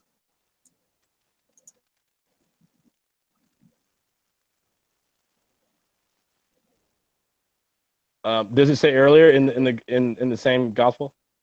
Exactly. So Well, no, it does say it does. I don't know. I know that's what I'm asking. I'm assuming if you said you said that Nicodemus has already seen him. What chapter is it? So chapter 3. So in chapter 3, it says there was a man from the Pharisees, a leader of the Jews, whose name was Nicodemus. Now in that chapter, what does Jesus teach Nicodemus? There's a lot of red here. I have to like. You must. Oh no. He says very no. Is it the 3 chapter 3? John chapter 3 is reflecting John 19:39. So when John the No. So I was gonna say say it like notice, you would say say 3:3, right? Notice that in John 19, it comes back full circle, saying that Nicodemus, the man who had first come to Jesus at night, also arrived bringing a mixture of myrrh. Now, why would Nicodemus do this?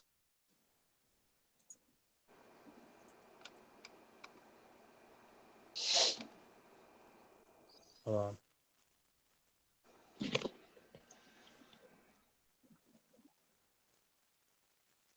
What did Jesus teach Nicodemus in John chapter 3? No, I know. I'm like just now like you have to understand. I'm not well versed, so I have to like really like read it. I can't. I'm not like well versed in the Bible, so I can tell that you are, Okay, but I can't. Right, that's what I'm saying. I think don't expect me to be like, oh, it means exactly this. Like that's just not gonna happen. Okay, so in John 3, verse 14, you can read the entire account when Jesus speaks about being born again. What does that mean? What is all that about? And the only way that can happen is if you have a descending of the Son of Man. This is verse 13. When the Son of Man descends down, which speaking of Jesus. Then verse 14, just as Moses lifted up the serpent in the wilderness, so must the Son of Man be lifted up. lifting up language connotates death and also resurrection. So to be lifted up on a pole, so the serpent in the wilderness, and when it was lifted up on the pole, the serpent was killed and was lifted up. And then when the Israelites saw the serpent, the miracle was that they were healed. So then Jesus uses that as a symbolism of, oh, look, see, I have to be, lifted up, killed, literally killed, and then in my resurrection, people will be healed. And so that's why in verse 15 he says, so that everyone who believes in him may have eternal life. Then that's the whole point of John 3:16. For God, this is how God loved the world. He gave his unique son. He gave his son in death, so that everyone who believes in him might not be lost but have eternal life. 19, it comes back full circle because Jesus is dead. His body is dead. Nicodemus understands this. He brings a mixture of myrrh, which is Old Testament embalming for burial, and they took the body, wrapped it in linen cloths along with spices. Why do you need spices? Because spices remove the smell of a dead body, and according to the burial customs of the Jews. So his body was smelling, it was dead. There's myrrh, and he's put in the grave. So where's this thing about Joseph saving Jesus? Well, my issue is, hold on, give me 1 second. I gotta look for it. There's 1 minute.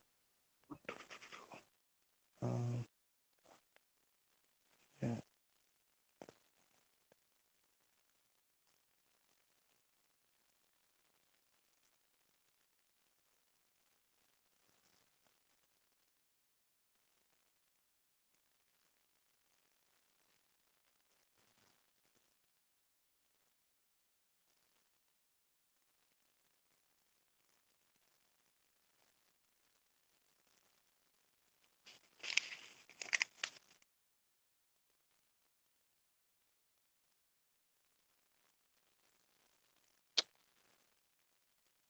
I guess there's man. Here, you guys talk about something else for a few minutes, but I gotta like really read it so I can't just skim through it with my eyes like that. It's just a small ass book. So give me like, you guys talk about whatever for a few minutes. I'll get back to you.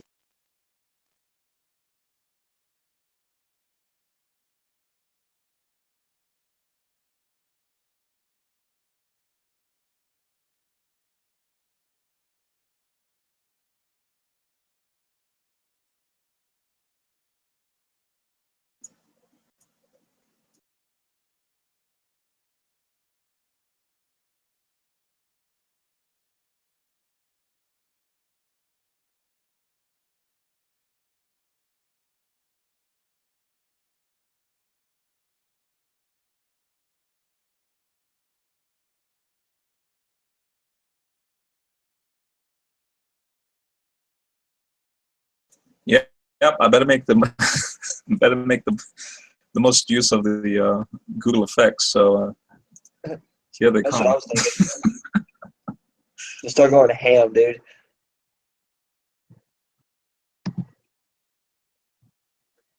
Oh, I guess I better get Krishna and Narcus to make an entire hangout just dedicated to them. Oh gosh, do one of his question Christian anarchist things and just like for every word he says, just do a different one. Oh man, do any of y'all wear contacts? Do I what? Do any of y'all wear contacts? Nope. Oh no. Oh, you're so lucky. Ugh. They hurt so bad during allergy season. Did you just say they hurt so good? No, He said they were so bad. Oh, it's You like didn't some get the fetish. contacts with like the different colors and stuff like that. People want color odds and stuff. People are destroying themselves so they can look good on Instagram.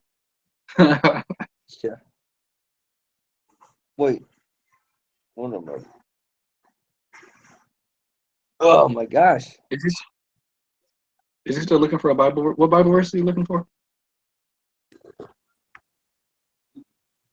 Hey all, Hey, David. how's Hey, it going?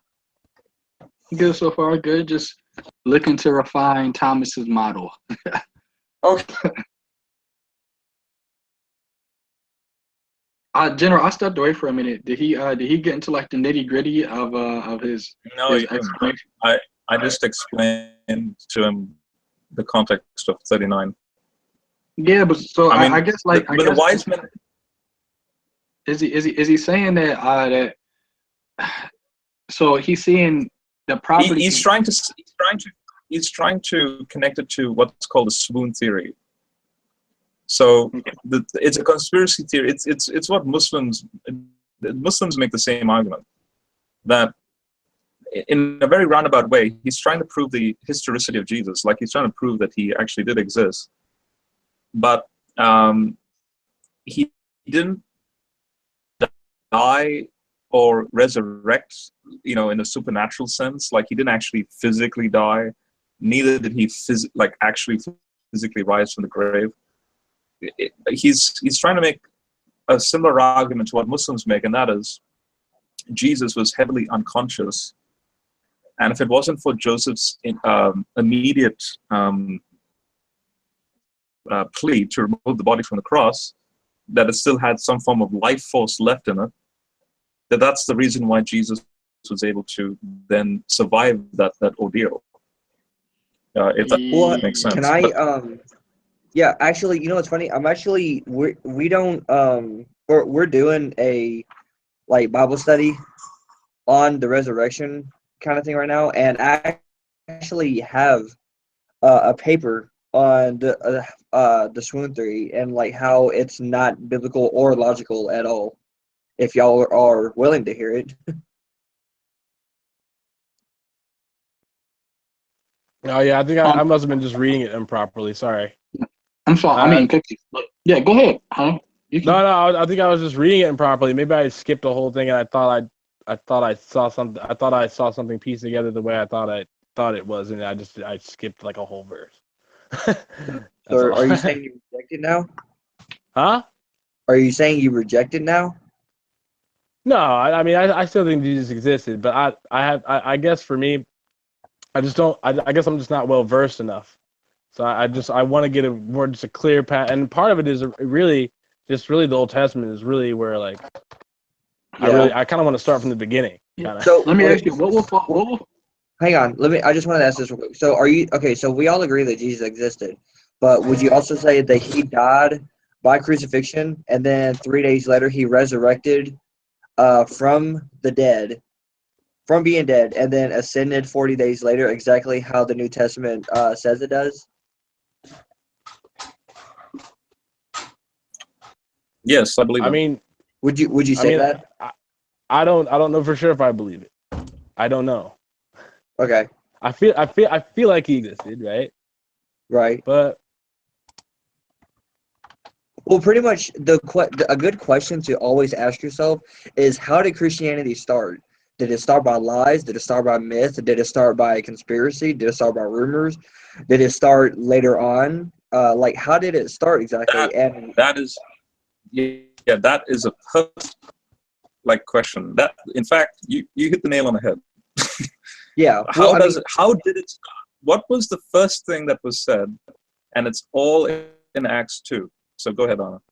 Yeah, so pretty much like how I kind of go about with others. Well, I'm not even calling you a skeptic. I'm just saying with skeptics, I tend to ask them, okay, if you don't believe that it was by what the Bible says, how did it start? And I get stuff so much by Cornelius, by Augustine, that he didn't actually die. You get the swoon theory, substitute theory, you get the stolen body theory. You get all of these random theories. And literally what you have to go through is find out, where does the evidence lead? And from the eyewitness accounts, we can get a very good idea that what happened is that they saw Jesus on the cross, down on the cross. The Roman guards made sure of that, that they killed the right person and that he was indeed dead. They were expert and master killers, by the way. So also when you take them to the grave, they make sure that nobody wants to steal the body. If they did, if the Roman guards were to steal the body, they themselves would have lost their own lives. And if they were to have not have killed him, still they would have lost their lives or anything, or even worse. And you got to think, these are, again, like I said, expert killers. So a bunch of fishermen and a physician, or who just, the disciples alone can't really overpower Roman guards, on their own. So kind of when Wait, so just really quick. So does he not tell them to buy swords? Yeah, he does. But for what though? But that's what I'm saying. Why would he tell them to buy swords? Well, I mean, do you know why? I mean, if you're gonna ask the question, you can't just assume that it was to fight off the guards. You got to make a rational decision off of that. Well, no, exactly. And that's my issue. I don't know why yet. And it's baffling. It baffles me. Just quickly, that's I mean, it is a red herring, but the sword thing was first and foremost for defense. He says to take these. He tells them plainly to buy certain things. And then that is a no-brainer in those days. But at the same time, near the end, near the time where he gets betrayed, they tell him, "Look, Lord, here's 2 swords," and he says, "Enough of that." So Jesus is not all about sometimes jihadi warfare. No, I know he's not. Yeah, that was the whole point. That's why I'm like, well, why would? That's why I'm like, what is that about? But also, again, this is removing from the original point, and that is about his death on the cross. So if someone can read what I put in the side chat, because that fits perfectly what Hunter just said. Fellow Israelites, I'm eating cookies. So, fellow Israelites, listen to these words. Jesus from Nazareth was a man authenticated to you by God through miracles, wonders, and signs that God performed through him among you. As you yourselves know, after he was arrested, according to the predetermined plan and foreknowledge of God, you crucified this very man and killed him by the hands of lawless men. But God raised him up and put an end to suffering of death, possible for him to be held by it. Acts 2:22-24. You sort of broke up at the end. So God raised him up and put an end to suffering of death. So he was dead, and God raised that's the opening of Peter's message, as Hunter just said. What was the very first thing how the church started? What was the message, so to speak, that was mentioned or spoken? Peter's saying that. Yeah. And you got to also think, it wasn't just Peter that said that. All of the accounts say that he died and that he was resurrected on the 3rd day. Every single account that goes along with Jesus's ending ministry was that he died, resurrected, and ascended 40 days later. All of these say the same thing. The only one that differs is the account of Thomas, which was 1,500 years later. Yeah, which means Thomas didn't write it. But well, not only that, but there's nothing to authenticate it. There's no prior manuscript of the Gospel of Thomas. You only have the original Gospels, which all say that he did die. Let me bring up something that's really, really important, that we can actually look at this event that's happening now and we can compare it to like the Gospels. All right, so this whole thing with Kent Hovind and Thomas, do you hear about us talking about that earlier, or you just like came in or like I don't know? Wait, who? What? All right, so there's this guy. He's a very famous creationist, and he's known for giving creation seminars on Genesis from a younger creationist perspective. His name is Kent Hovind. So this guy is really famous for. I've seen him. Yeah, I've heard of him. So there's a guy who's been working with him. His name is Theodore. He's been working with Kent Hovind for the last 7 years, and he just recently came out 2 days ago, and he said, "Hey, Kent Hovind is a fraud, and he's a huckster, and everything you think about Kent Hovind isn't true. He's been lying to you guys and blah, blah, blah." So he's given his testimony of his view of Kent Hovind. Now, there's been a whole lot of people over the last couple of years, right, who've given their views on Kent. And now this guy who's been really close to Kent, he's eating with Kent, He slept in Kent's house. He's met Kent's family. Now he comes out and he says, no, this guy isn't who you guys think he is, right? Wait. What's I'm familiar with him, but I'm not that familiar. Like, what is his claim? What is his main? His claim, yeah, the guy's claim is that Kent Hovind is a fraud. No. It's not who everybody I thinks mean, he is. exactly. If Clint no, I'm saying why exactly? I've only heard of people like talking shit about, or I'm sorry, talking trash about him. But I'm genuinely curious. Like, why do people think he's a fraud? Like, what does he say that does he say crazy stuff? Well, he's known for being dishonest. People just say because he holds to younger creationism that the universe was created 6,000 years ago. But he's not a fraud because of that. He's a fraud because people have known for years that he's been deliberately giving out false information, and he knows this. Oh, okay. Oh, about like the creation story. Yeah, and people have been saying that he knows this, and so the guy who has been working with him closely for several years, he comes out and he says, yeah, the guy is a fraud. He's a huckster. Now we can compare this to the Jesus account, right? With the eyewitness accounts. If the accounts in the Gospels are not at least somewhat valid, how come there was no other disciple who came out and said, hey, this isn't true? All the other 11 disciples, they all got martyred, and Judas killed himself.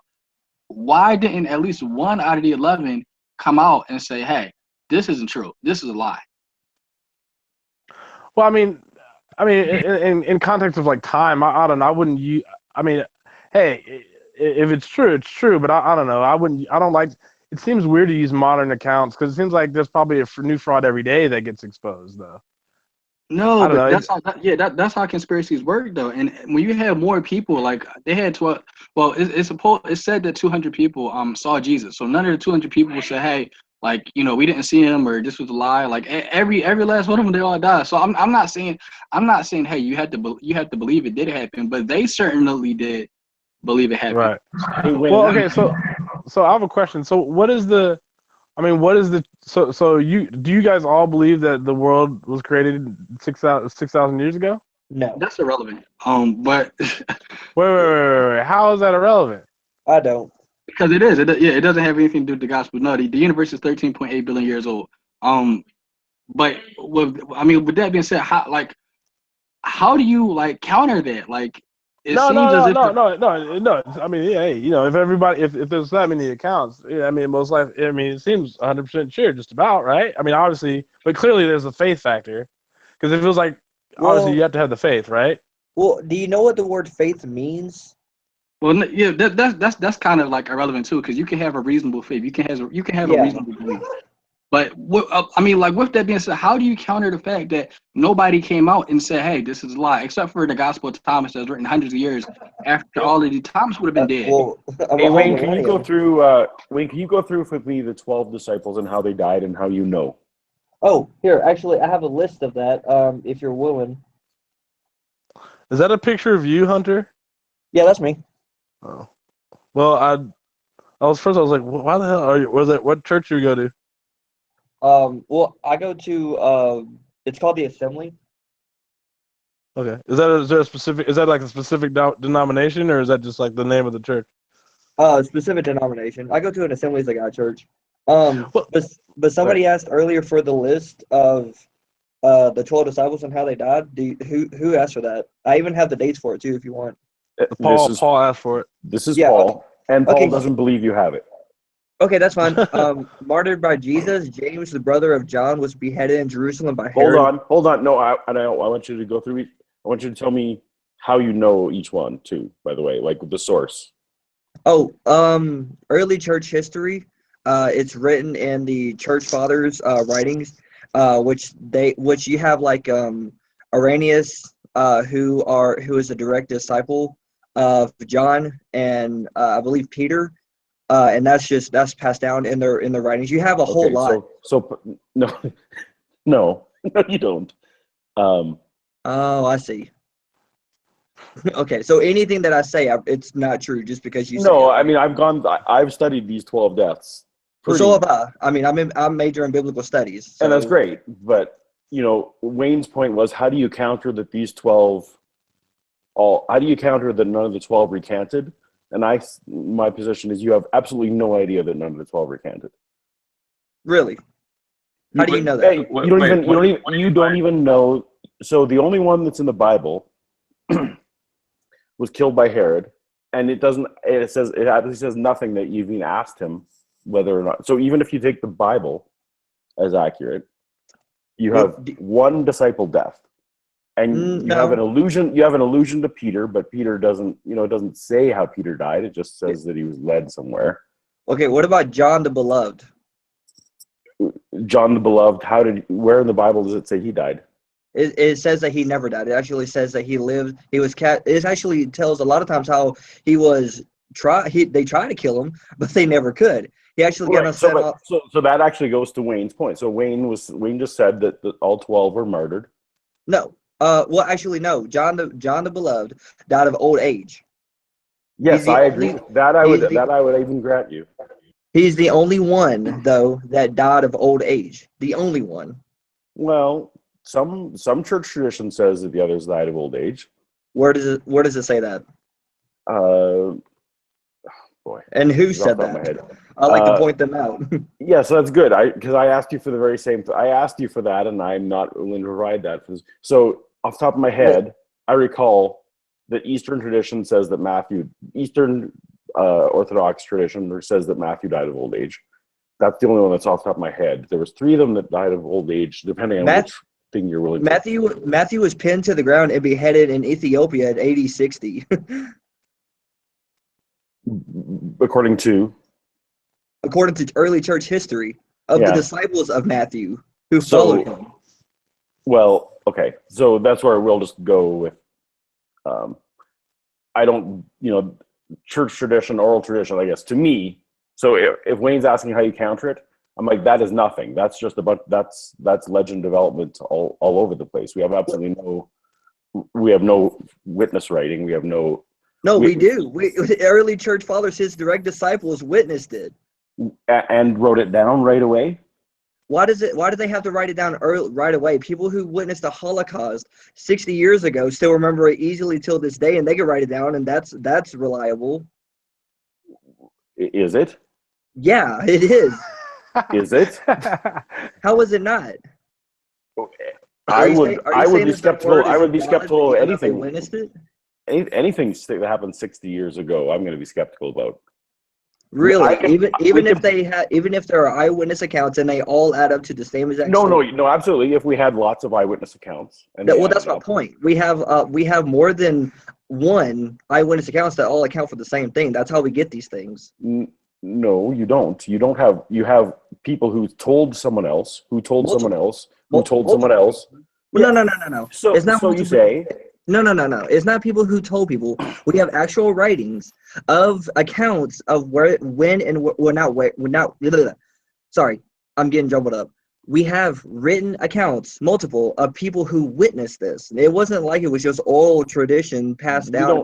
We don't even have that for Jesus. So, but tell me your favorite one. I'd love to.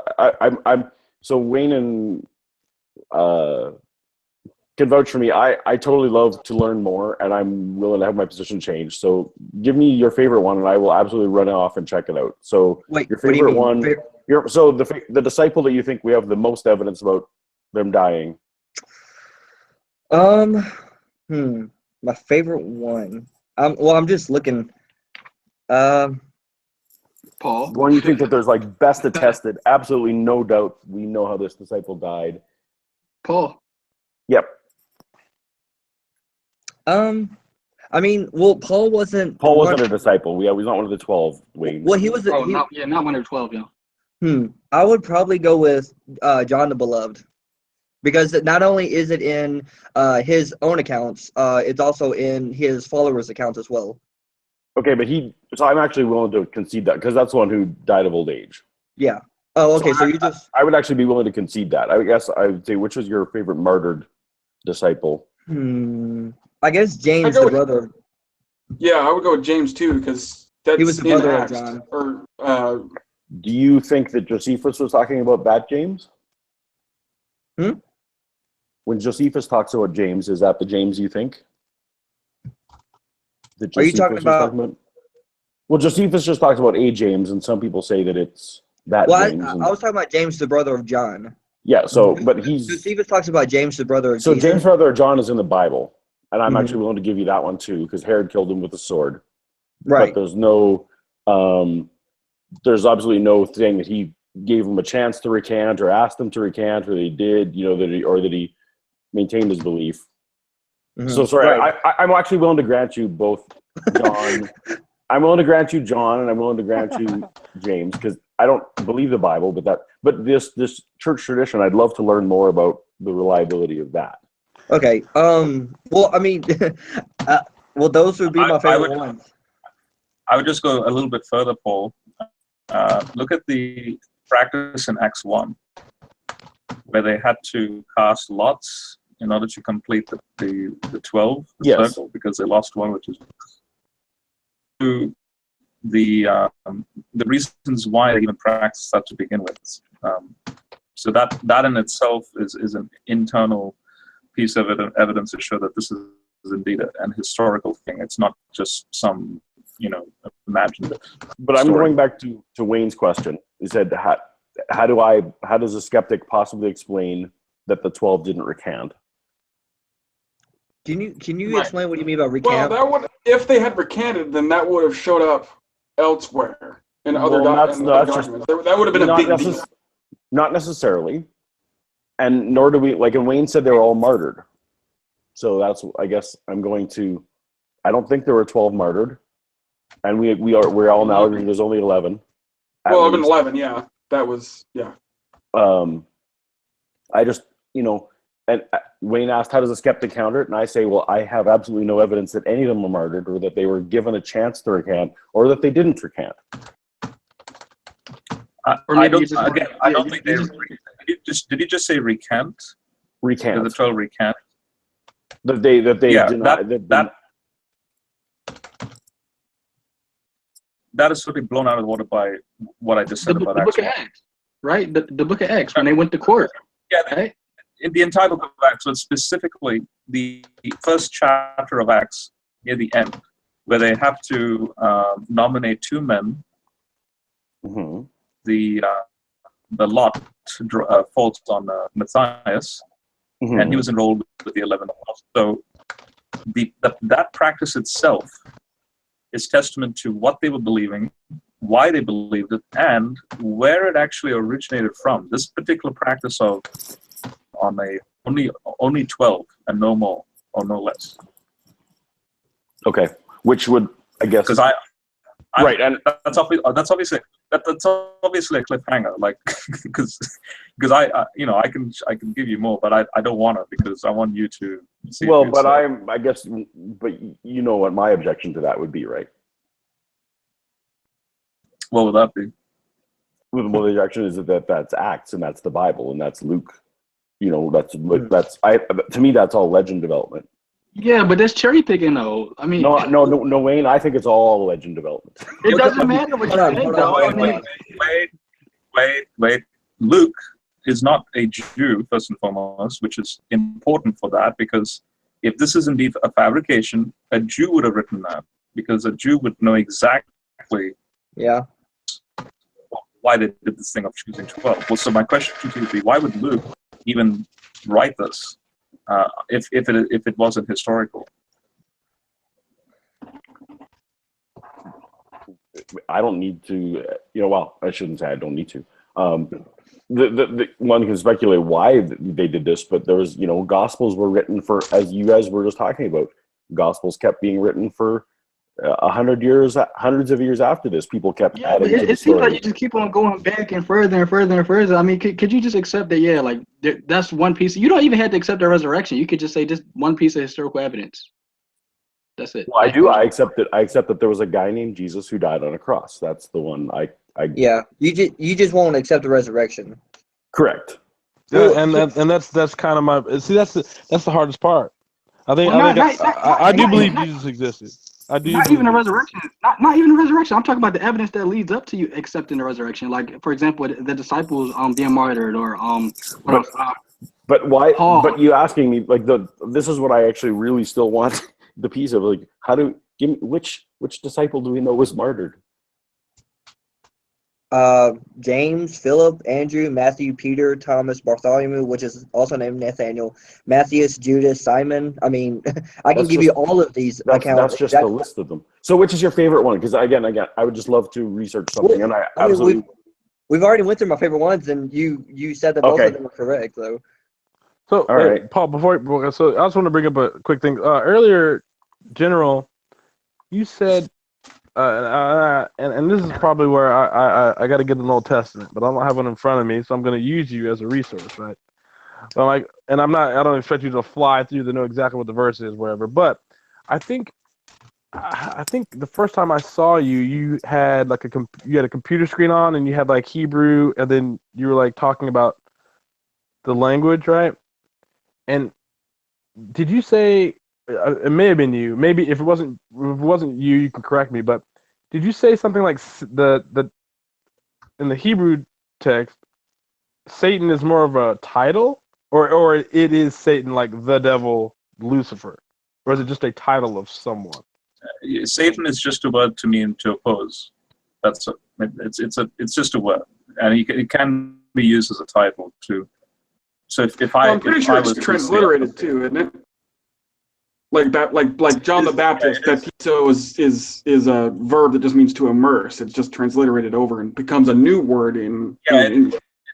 1 second. It is so if I were to guard, I don't know, President Trump, I don't know, like if I was protecting someone, I would be hasataning I'd be opposing that person. That's all it is. That's all it means. It's not a name. Okay, Right, so technically, in this, do you think, or I guess in your opinion, do you think the devil did exist in the Old Testament, or is it just a title of like evil, or well, not necessarily evil because well, he has a role in Job too. Like I mean, he's flat got a right. role. But that's my other issue. Like the role in Job, it seems, and I don't know it very well, but it seems like the story is kind of like, or people have different interpretations of what they feel like Job is. And if you guys want to break it down for me, it seems like in the beginning of the story, is it God, the angel, some angels, and Satan talking or like discussing something? Pretty much. So like, so is it Job being tested by God, but God allowing Satan to, excuse my French, like fuck with him just to like prove a point to Satan, or? Well, I mean, it's wisdom lit, so we don't want to go too crazy into it. But the whole point of the entire book of Job is to explore why bad things happen to good people. That's the purpose that it's trying to explore. So, but that's my issue. See, and here's why I have a problem. If you're gonna say bad things happen to good people, doesn't God kill people that are good? Technically, what does this have to do with your model? What the? No. My model's been refuted. We're way past my model. It's been refuted. Okay. Yeah, so we're gonna, long past right. So you're gonna make a revision, right? Because I'm interested in what you had to say, man. No, I can't. No, I have to go back and start reading now. I got to read the Old Testament. I got to like really buy a Bible here. Well, because I actually, I got a resource that you guys actually one of my old professors wrote. Reading Reading the Old Testament with the Ancient Church by Ronald Heine. That's really good. Actually, I would love to go back into the whole like Jesus account and his disciples and the resurrection and everything. No, but hold on. No. Well, that's what we're really talking about. So I know that, but this is my issue. You said Job is kind of like it's kind of a tale about why good things happen or about why bad things happen to good people. Well, that was David who said that, so I'll let him. Or no, not you. I forgot. I'm sorry, David. I'm sorry. No, that was Dave. That was me. So no, I'm not like no. You guys gotta understand something. Now I'm not some agnostic who's gonna say I blame you for like religion, you Christian man. Like that's not the case. And actually, the reason why it's not the case is because you guys have so many denominations anyway. You guys can't really agree on everything either way anyway. Because that's my biggest issue with the Christian doctrine is that there's too many denominations. You guys agree on all these details, but like, Well, there's just like all of a sudden, no, I don't like Lutherans because or I don't like SDA because and then it's like, well, what's the use? What are you guys arguing about? Let me just stop you there real quick, because pretty much when it comes to the whole denomination thing, it's not necessarily a sense of division, but really an idea of diversity. How it really has to like worship and how a preacher preaches or something, or kind of things like that. Like most people like focus on missions or evangelism. That's why you have evangelicals and stuff like that, or just it more like it's more about really diversity than division. A lot of people want to say like, oh, there's corruption in the church because there's so many denominations. No, it's really just like over time certain things happen. Like the Assemblies of God that I go to got started by a black man because the church wouldn't allow him to go in, so he started his own church called the Assemblies of God. So it's not necessarily like a division. It's just like there was a diversity of that time between colored and not colored. So I mean, I think the denomination card is really just a just kind of like not. I don't want to say just like a bad argument, because I mean I understand where people come from with that, but it's just I think you just really need to look more into church history when it comes to stuff like that. But this is the issue. Church history seems to be totally like it seems like there's a chokehold point where the Catholic Church takes over after Constantinople will die, and then it's like, who can you trust? Yeah, I understand that. Like, I mean, yeah, there was a time when like the with Constantine, he made it the Roman Empire religion. So I mean, I guess you can say in a sense that's like no. I guess you're talking about like when the Bible and everything came over to England and people couldn't read it because it was the Latin Vulgate, right? We're talking to me or Thomas? Oh, we're going before that. We're going way before that, because Constantine made Christianity legal, and then but it's 381, so way after him that it became the official Roman religion. No, but he said the Catholic Church. That didn't have anything to do with the Catholic Church. No, there was no there was no separation there. That didn't happen until later, and a lot of that had to do just with a straight up language barrier. Right. The East spoke Greek, the West spoke Latin, and eventually things started breaking down. Okay, so I guess my question to Paul and Thomas would be, what beliefs do you have that if they were falsified, you would accept the resurrection? How could we falsify those beliefs that you do have about why the resurrection isn't true? Could we falsify it? I never really thought of it that way. See, that's the thing. When I get in these hangouts, I guess I just have more questions because I don't. I guess, okay, so here's the thing. For me, when I think about God, I really see it in the sense of like Aristotle's God, like an unmoved mover. Sure. I do believe it's a thing. I would agree with that. I do believe it could be eternal. Right. But to it's this. I just don't understand the. Well, see, here's the problem. Because if I say this, if Didi stepped in the room, he'd say, "Well, God can use anthropomorphism, and he could use human characteristic traits whenever he wants, whenever he so pleases, and he's all-knowing and all-omnipotent." But who can define omnipotent? Right. But then at the same time, and I guess this is my issue. It's just it just feels flawed. It feels like all right. So how can we falsify? Like what belief do you have about the resurrection that we could falsify? And if we did falsify it, it would give more credence that the resurrection is true. See, this is the thing. The resurrection part. Now that obviously it seems to be a key thing because you keep asking the question from there. But that's not my main concern. My main concern is. I guess it is a question of why, but if I ask the question why, then I have to think about like fucking like why is God? It's not really like it was why is God? Okay, here's my question.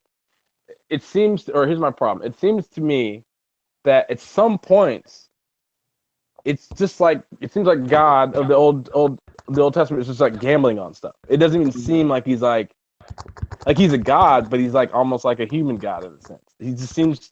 it seems flawed. It seems like, oh well, you couldn't cover this up, so you had to do this, and then like these everybody. Am I breaking up? I'm sorry. I hear you fine. Yeah, Oh, okay, I thought I you was breaking up. But well, and then also too, it's like why are there other religions that like people that like come before, but technically the Old Testament is still before all those anyway. And then if it's like if God created all these people, these are all of His creation, like how did they end up making other religions? Like how do they even?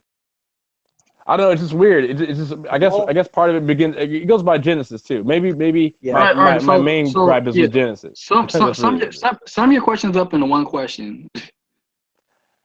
It's tough to say. I mean, how should I sum it? Okay, so I should sum up your God, the one true God, this magnificent, omnipotent being that created the universe, into one question.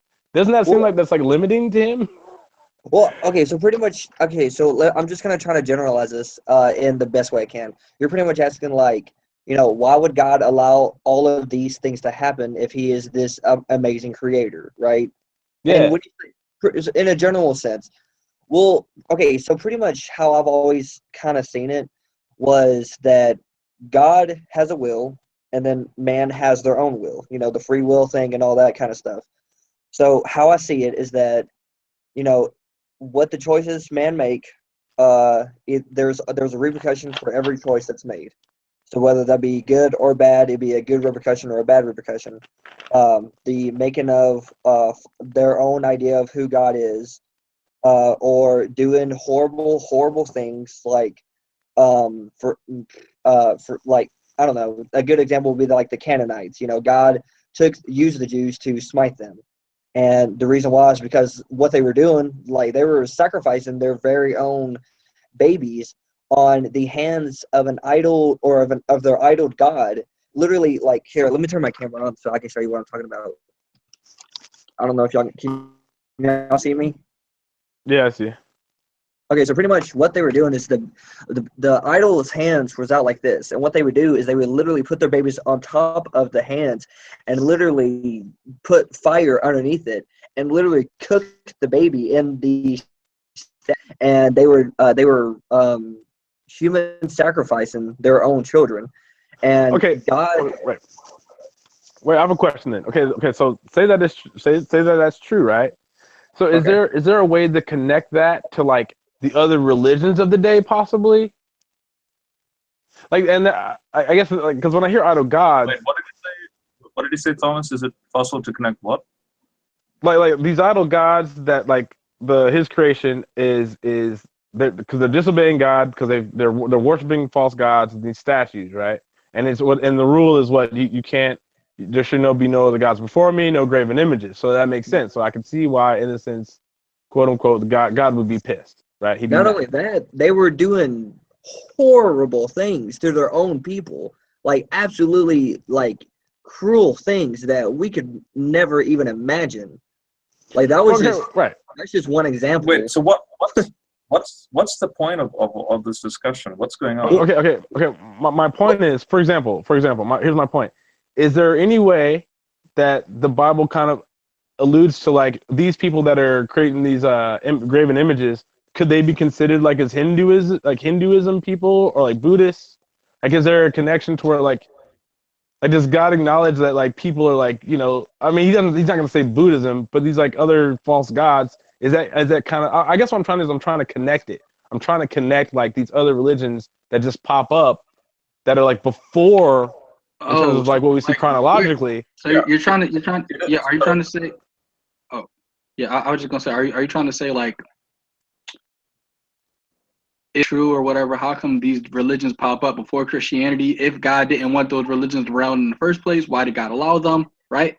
Sort of, yes, but to interject, when he just told me about the whole like the sacrifices of the baby and stuff like that, I don't know if Hinduism does that or any other religion does that, but I could see it being like kind of like an interpretation of like those religions are like the religions that were in the past that were bad are those religions. So it's kind of I guess for me I'm like I want to like tie those in to where I'm like, okay, that makes sense. right? I kind of want to believe it. That's the issue. I want to believe it, but like chronologically, it seems the timing is so stretched. And then now I don't know if you guys believe this, but I've met Christians. Yeah, okay. Let me just tell Yeah, go you ahead. to go and study Deuteronomy 32. Deuteronomy 32 is probably the chapter that explains your question. So, because I'll just be very brief. In Deuteronomy 32, dividing the nations, right?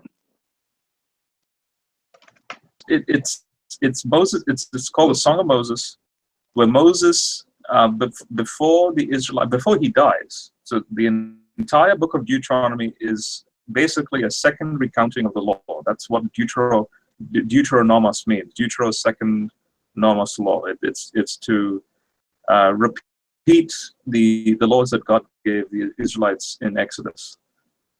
Because we're talking about an entire generation of Jews that have died in the wilderness, and the new generation are about to enter the promised land. And so Moses has to basically teach them. It takes him about a week to teach them. And then he summarizes it in Deuteronomy 32. And he asks the question in around verse 7, why did God even make this thing called Israel? Like in the midst of all the chaos and in the midst of all the other religions that already existed at the time, why did he do that?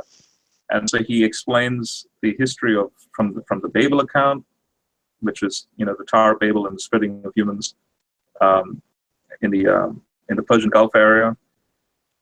Right. The text says that he disinherits the nations, and the nations number 70. So Genesis 10 is the table of nations, and there's 70 nations, which correspond to the Mediterranean, all the nations in the Mediterranean and also in the Middle East. We're talking about ancient, tribes and so on. Right.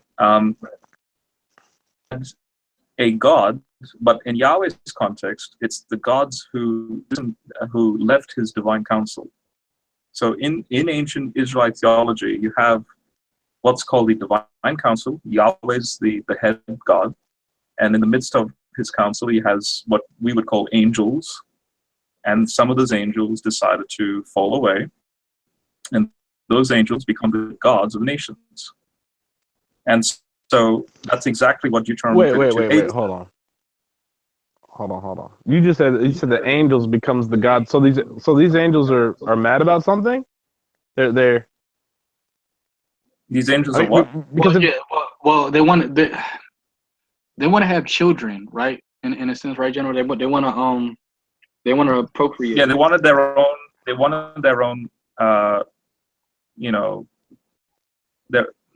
wanted to be like Yahweh, if you want to put it that way. They wanted to be like the Most High. And so God's plan initially was to cause his creation. He wanted fellowship with his creation, ultimately with these human. That falls away in the garden. So then he tries it again. Then the flood takes place. Then he tries it again. Then the Tower of Babel takes place. Now it looks like, so there's 3 falls. It's not just one fall. There's 3 different falls. And it looks like God has literally lost everything, because it looks like there's no human now that worships Yahweh. Whole story of Abraham, where he chooses one man out of Ur, out of the false god worship, makes a covenant with him, and from him Israel will form. And then again, through Israel, we have all the failings of Israel, but they still, make it through. He comes and reverses the entire problem, and that's the whole, that's why it's the gospel. It's to reverse everything that's happened in the Old Testament. Okay, right. So you said. Okay, so here's what I want to get back to then. So, where is the point where you break off, and you have Jews that still consider the Messiah not being so? Because it seems like all of what you're telling me, it seems like if I'm it seems like it kind of sounds like correct in terms of like timing. Like God is mad for these reasons, and it seems justified, but it's already justified because he's God anyway, right? So it doesn't really matter because he's God. But at the same time, I don't know. I guess so. See, this is why I keep getting confused because, and it kind of reminds me of that that evolution question where someone's like, oh, if if we evolved from monkeys, how come they're still monkeys? And I'm like, well, if Jews are the chosen people, why are there still Jews? How come they don't? How come they still feel like they've been left out? Are you trying to say that if we were in God's shoes, we would not be surprised with the way things happen? So therefore, why should it even be exciting at all? Is that what you're getting at? No. Actually, no. See, that's the thing. It's not even about a. It's not a perception of like exciting or has got bored. I don't know. It sounds like he's kind of clumsy sometimes. It seems like he's like, it's like, it just feels like a jumbled up thing. It's like, we're supposed to be like, because of what he's supposed to represent. He's omnipotence, however people choose to define it. His brilliance and he's mesmerizing and he's all that. But like it seems like he just can't get the kids together. The cosmos wait. I want him to finish the point. What are we saying? Well, no. I guess I'm just. I don't know, I guess I just get really confused at the nature of it. And the thing is, the issue is, it's not even about the plan. I'm okay if the plan is like something I can't like necessarily know, but at the same time, it seems so I don't know. It seems so random that there almost like is no plan. It's just going to continue staying random. I mean, obviously it doesn't because Jesus comes, right? But then my issue is like, why do Jews still believe that that their Messiah will be this warrior guy who like really takes down people physically? Like, why is there this like misconnect? Yeah. So that's actually a very good insight when you said it's random, because that is testament to the fact that humans do have free will, and nature is such that random things do happen in the midst of God's, and hence that's why God has to be truly omniscient to work around the true randomness in this world. But with respect to the history of Israel and Jesus, that thought of it being random was in the mind of, for example, Malachi. That's the whole point of the book of Malachi, and it's the last book in the Old Testament, because he argues that it seems like what's going on in Israel's history is that this is truly random. Like, where is this going? There's no direction. At one moment, Israel fails, then God, chastises them, and then he brings them back again because he loves them, and then they come back, and then they're failing again, and they come back. But we have the hindsight, and this is why, and what Jesus does, and what the apostles write about him, and all that. We have the New Testament to then unravel what we initially thought of as randomness, but it's actually a pattern sequence of events in that way, to bring about, in this case, Jesus, the cross, and so on. And so that's why Paul in Galatians 4, at the right time, God gave his son, born by a woman under the law. So 70, for example, 70 AD was the destruction of the temple. Therefore, I tell Jews today, the ones who are not Christian, because they tell me, oh, we're waiting for a Messiah. And then I challenge them, because according to the Messianic prophecies, you need the temple. They don't have a temple. And so therefore the temple that was destroyed, the so-called Messiah, he had to come before the destruction of the temple.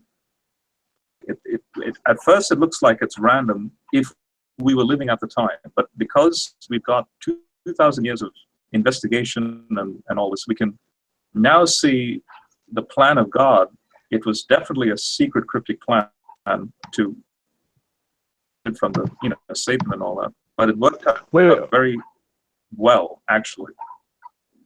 Wait, who? Wait, so he's hiding. So this plan is so complex because he's hiding it from Satan. Yes, because not only is it complex, so it's complex because it's testament to the fact that God is too big, things small and tiny and simple, and B, Wait, but because but why can't he though? Why can't he? He's God. yeah. So it's testament to the fact that that's how awesome he is, and secondly, he can make it simple and transparent, but there's a certain threshold how transparent he can make it. So he makes it transparent enough, whereas it's still hidden from Satan, because as Paul says, if it was too transparent, Satan would not have killed Jesus, and hence we would not be saved from our sins. So God has to keep in mind the opposing, the so-called rival forces, which would be Satan and all those guys. He has to. It's kind of like a chess game. He has to be time, and you can be. That's variable because it depends on how good the chess player is. If the chess player is really bad, well, you don't have to. You can still stay a step ahead, but in a very you can still make it very easy for yourself. Okay, so now that, I guess that's fair. I can grasp that. I can grasp that. Now this is where I want to go back to the Satan part. Now, in the Old Testament, I mean, is Satan a creature, or is he an idea of evil, or or is he just temptation? I mean, because it seems like obviously they say the He's devil an has many actual forms, being. right? What's up? No, he is an actual being. He was a. So he is he's an one of actual the being. council members. Yeah, he's an Okay. actual being, but he's been given the title Satan. Wasn't called Satan. Wait. So And okay. So God lets him on the natural world, right? yeah, he departs because of what he did. God's counsel constitutes holiness, and you can't have an unholy thing in his counsel, so he has to obviously be separated from it.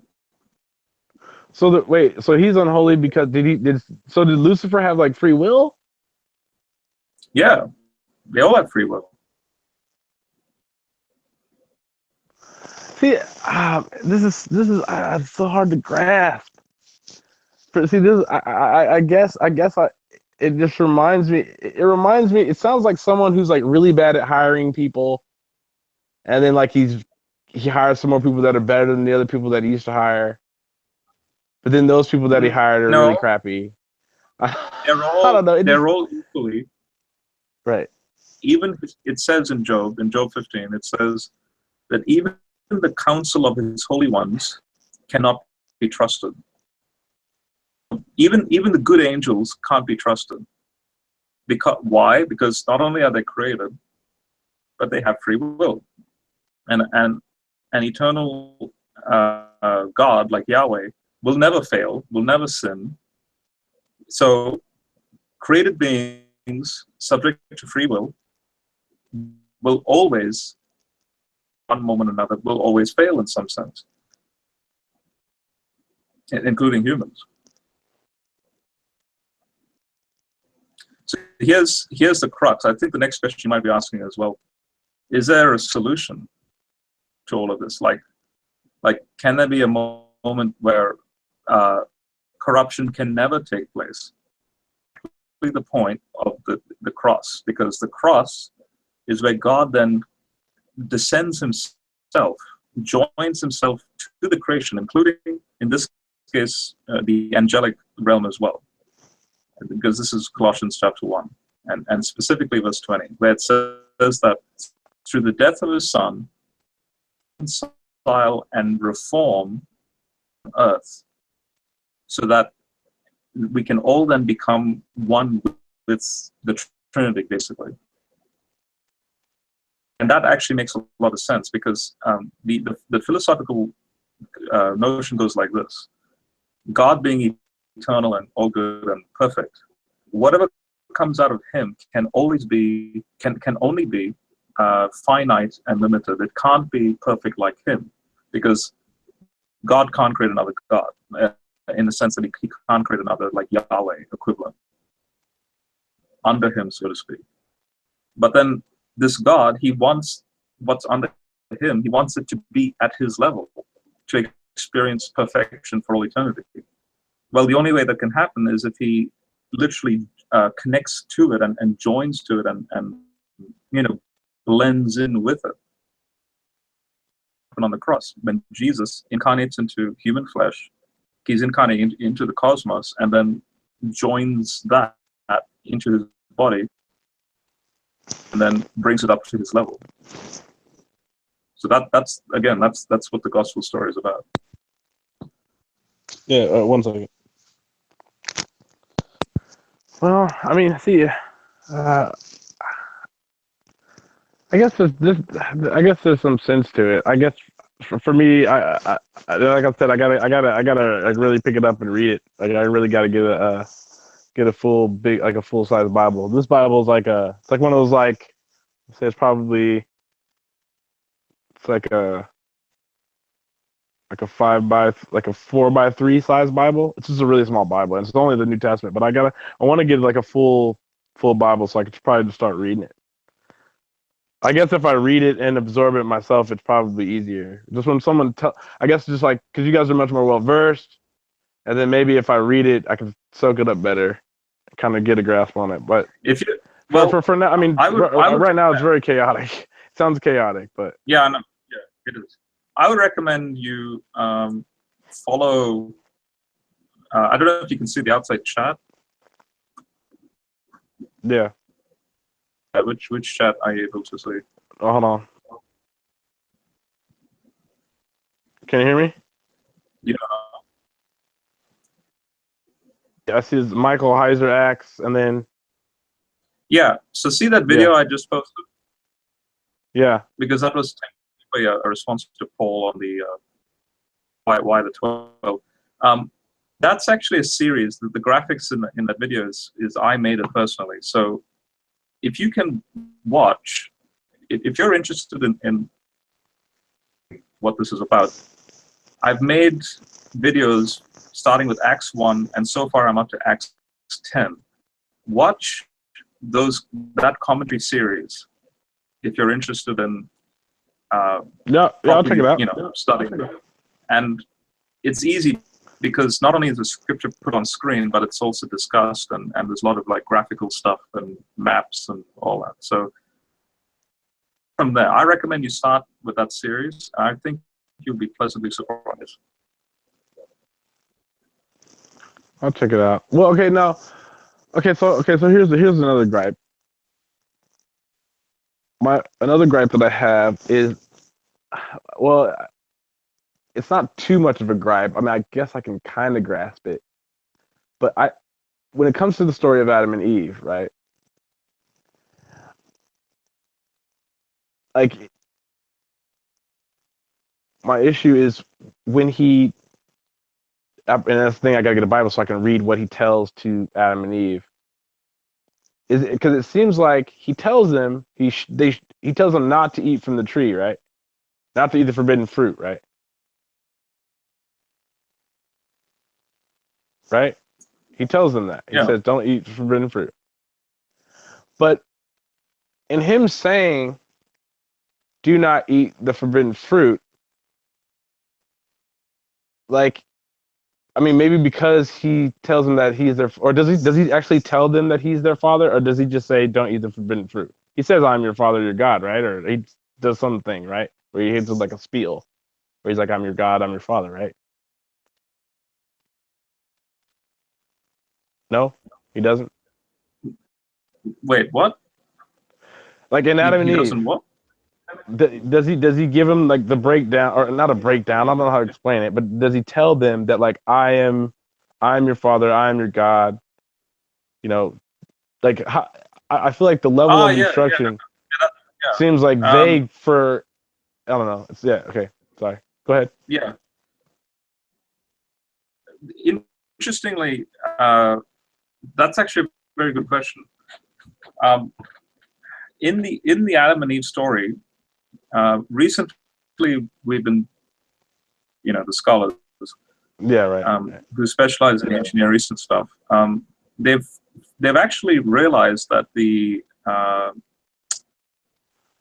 how Eve was formed. So we usually read it as a rib was taken from Adam's side, and then he fell asleep, and then the woman was brought to him, and so on.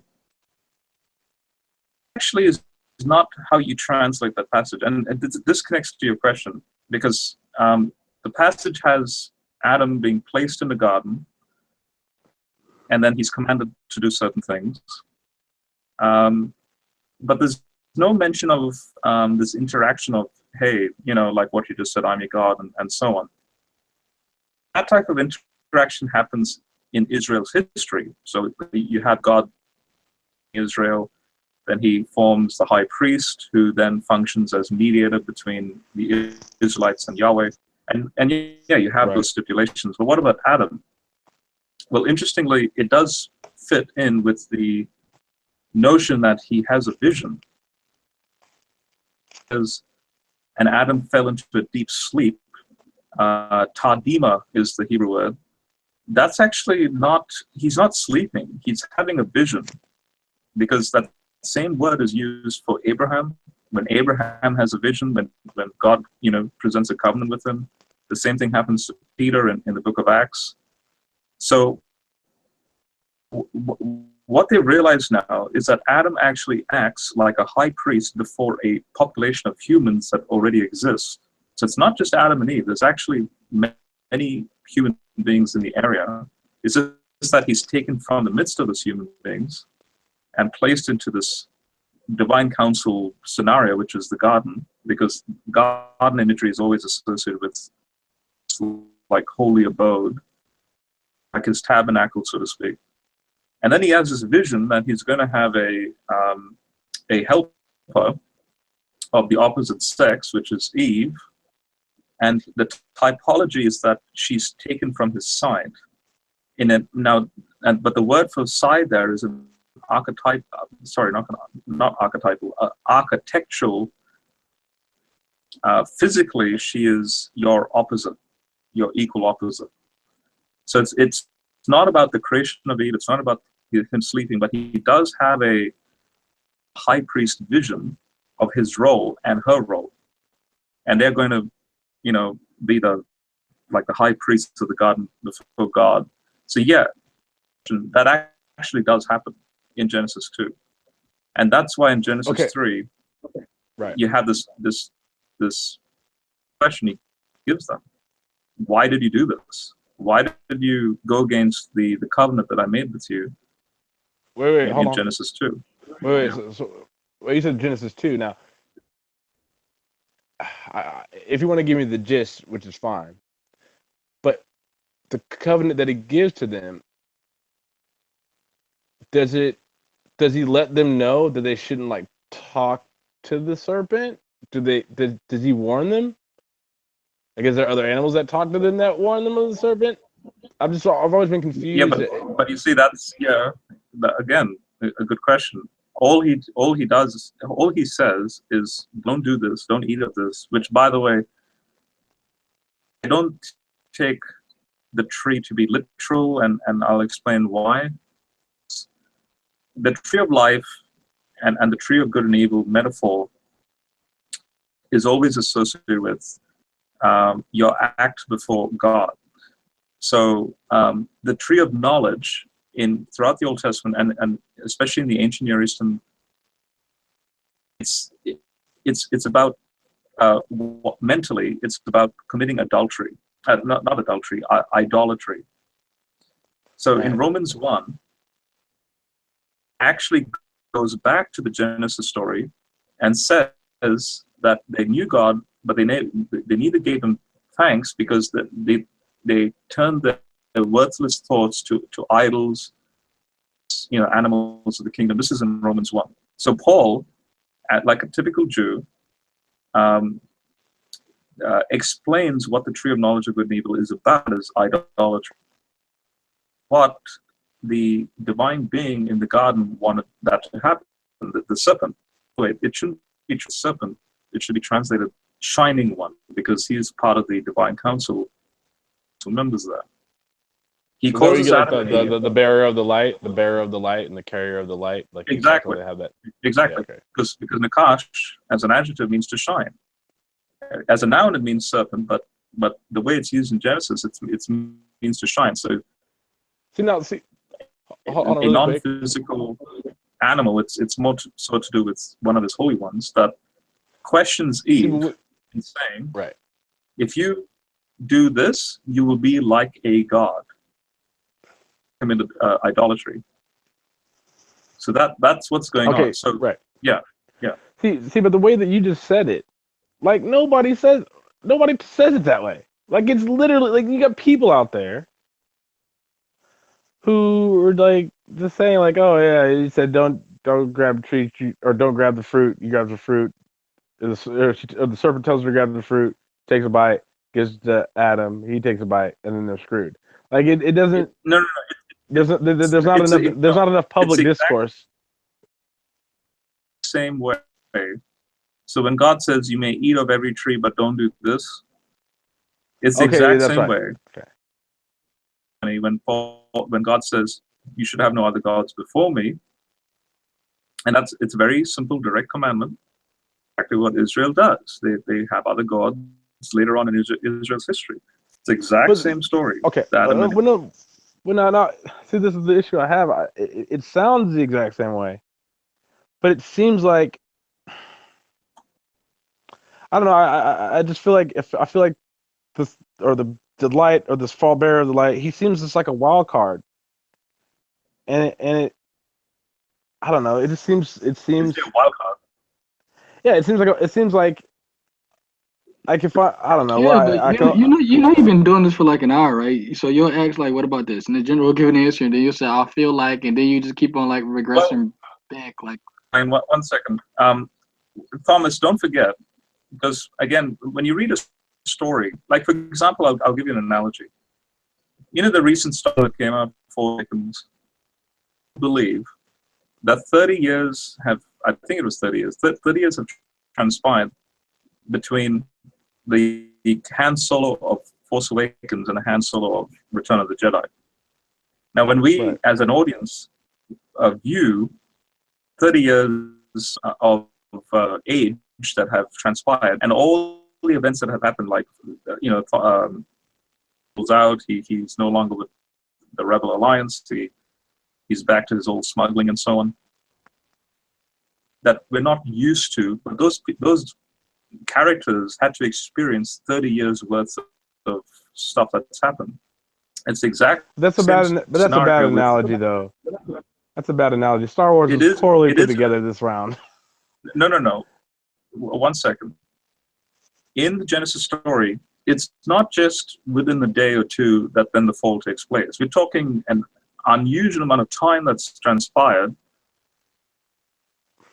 You know, we're talking years and years later that then suddenly there's a genuine fall. And that would make sense because after a certain amount of time, people slip up. So it's not like an instant, one day he's good and then suddenly the next day he gets deceived. You're talking a long period of time that suddenly something happened that caused this whole thing. And it's the same with Israel. Israel comes out of Egypt after a long period of time, they're doing good, and then finally, suddenly they fall.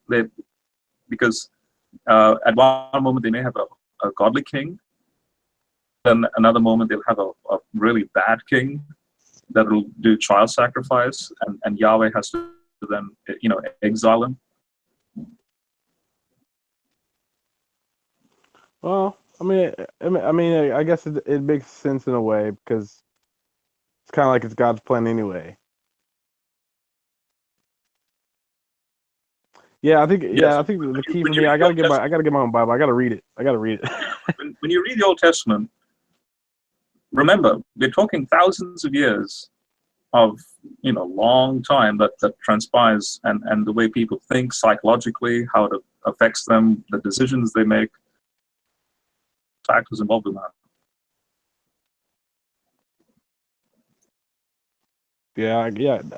That's what I gotta do. Because I guess if I'm asking you questions, it's kind of probably better to see the words, not read the words. Because Yeah, just watch the series I made so far. Oh yeah, sure. But yeah, but back to you with or back to you and Thomas. I guess I still never really got my question answered. So like, what beliefs do you have right now that we could falsify, right? And if we falsify them, you at least would consider accepting the resurrection. Yeah, so I have a good one for that. So again, and the hyperskeptic would say, well, just because you prove a resurrection doesn't necessarily mean you proved necessarily anything else, because Lazarus was raised and a little girl was raised, and lots of people were raised around the time. But if the thing that would go a long, long way for me is Matthew 27, 52 and 53, I think, where a whole bunch of people were raised when Jesus died. Like the curtain was torn, a whole bunch of people were raised, and they wandered around Jerusalem. So for me, that feels like the most documentable event from a secular perspective, because people could see that and have absolutely no idea why. What? Does it say that though? Well, you're asking what would falsify for me. Yes, it does say that. In Matthew 27, does it say that they raised to life? They came from the grave and were seen by many. Does it say that happened in the first century? Yeah, it says it happened right after the curtain was torn. I'm gonna look it up. Yeah, like let me read it.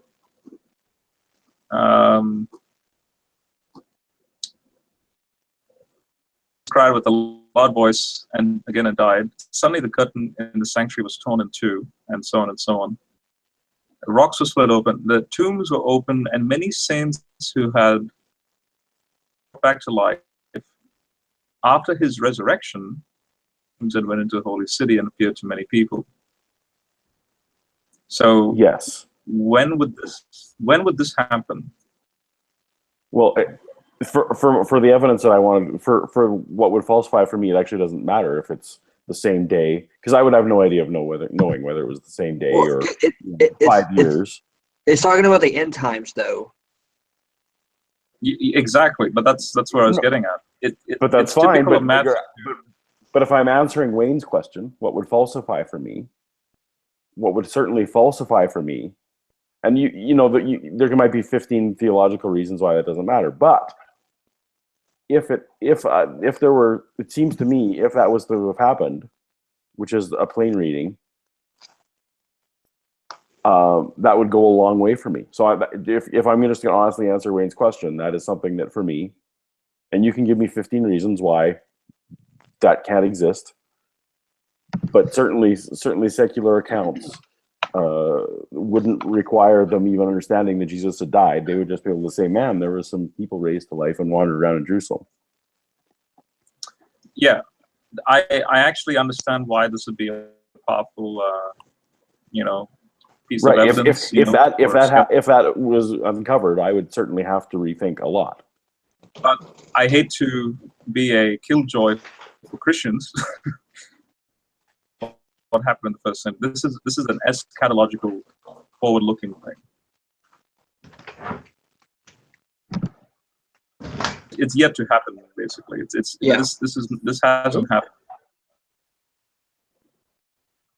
And of course, you are not, as with everything general. You don't speak for everyone. Like there's certainly other Christians, certain other Christians, including my Bible school, thinks this happened. So, well, Wayne, to answer your question, to be honest, I don't know. I guess that's why I'm agnostic, right? I'm just not sure of my beliefs yet. I'm not sure. It's like it seems like there's enough evidence to prove God, but then I feel like there's not enough evidence to prove that it exists. But then, like, I don't know. I guess sometimes I look at I guess for me, that's why I like the Jesus character, because the words are so profound. But I guess I really want to try to get a better, like, like I said, I got to buy a Bible and get really cracking on it. I think it'd be easier for me to come to kind of see everything kind of fall together for myself. In order to really kind of feel defined, like all the stuff that General's telling me. Not obviously he's not lying. He's reading, he knows the scripture. And I feel like I'd have to know the scripture to like really believe it, almost, or I could just really read it and like look at read it how like read it from start to finish almost. I mean, because I don't want to like be like, oh, That's a well, long he's slog, right on my this. friend. I mean, yeah, but I mean, you might if it's just if it's God, you might as well. If it's a big book, but it's not that big. And it's not like a billion pages, right? And that's the thing too. I mean, somebody was telling me yesterday. They're like, what did you expect? It can't be every single inkling every single day. The book will be too big. So that's part of it. It's like you have to have the faith and all. But I don't know. I'm just not sure. I guess I'm wavering on. Yes, I do think there's a beginning to the universe. And when you get to like the whole, and that's the thing. You get to the whole like how people try to use like epistemology to like how do they reason and ration and use logic to like explain God, and it like involves like objective morality and subjective morality and all that stuff. And like I guess that's part of it is like, especially being in this age, it seems tougher because like and I'm not trying to talk trash about the guy, but I'm sure you guys are all familiar with DD, Dark Darwin. You guys don't know him? Okay, Yeah, you guys are familiar with him, but if you're familiar with him, like whenever and that's the thing that confuses me. It's like if it's about the word and like the Bible, why does there have to be any philosophical epistemologic like idea of what he is outside of space and time? Because I don't know. I guess I've never come to the grips to where when someone says we're made in his image, it doesn't necessarily mean that we're made in his image, but we don't know what he looks like, so we can't really say like he looks like a human dude. Like I don't know. I guess it's like how when people use the epistemologic view, it's like they're forcing me to picture some guy outside of time and space sitting there waiting to make the Big Bang, and it's like, or make the universe. I don't know, man. It just seems like you got a lot of questions, man. I would recommend going to Reasonable Faith. They got some really good answers. BioLogos, I love BioLogos. What else? And Cross Exam with Frank Turek, or even J. Warner Really quick, Wallace's. Wayne, if you think about it though, you gotta remember what you just said. Why wouldn't I have many questions? Like if I had many answers, I wouldn't even be on here, right? I wouldn't be doubting Thomas. Sure. Is your real name Thomas? Yeah. Oh, okay, that's funny. Hey, but you know what's funny? What's even It funnier? does. Doubting Thomas turned into believing Thomas. So hopefully, Well, yeah, Wait, it does. Yeah, it does come to a point where you can come to a point where you doubt so much your doubt is actually unreasonable. Like it should be no reason in the world why somebody should doubt general relativity because it's been proven to such a high degree. It's a fact, right? Just like somebody who doubts evolution, you don't really have a good reason to doubt it. So it comes to a point hold where on. once you get When you say that, there's a lot of Christians who don't think evolution is real at all. yeah, but they don't have a good reason to doubt it. That's what I'm saying. So like it comes to a point where you don't have a good reason to doubt certain things.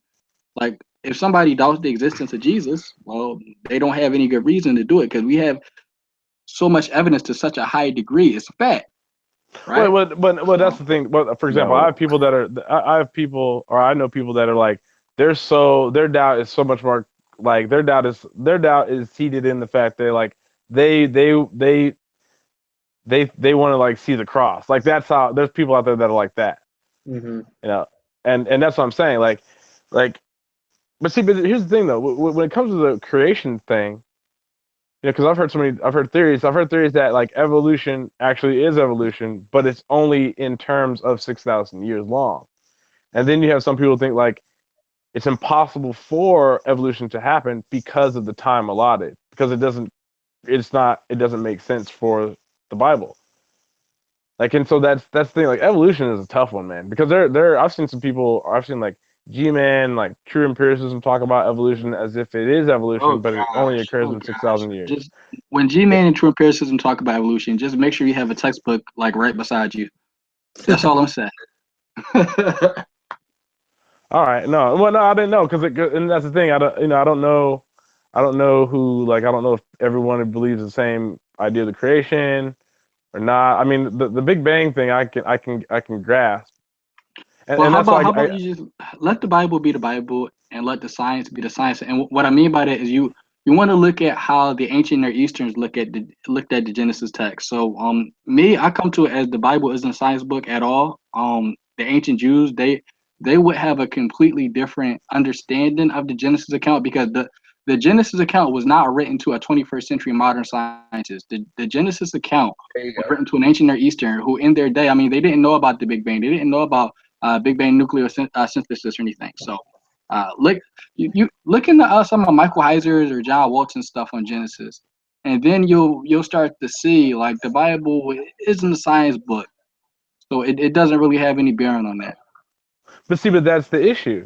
See, and that's actually one of my biggest issues in terms of seeing people talk in the great debate community, because you can't.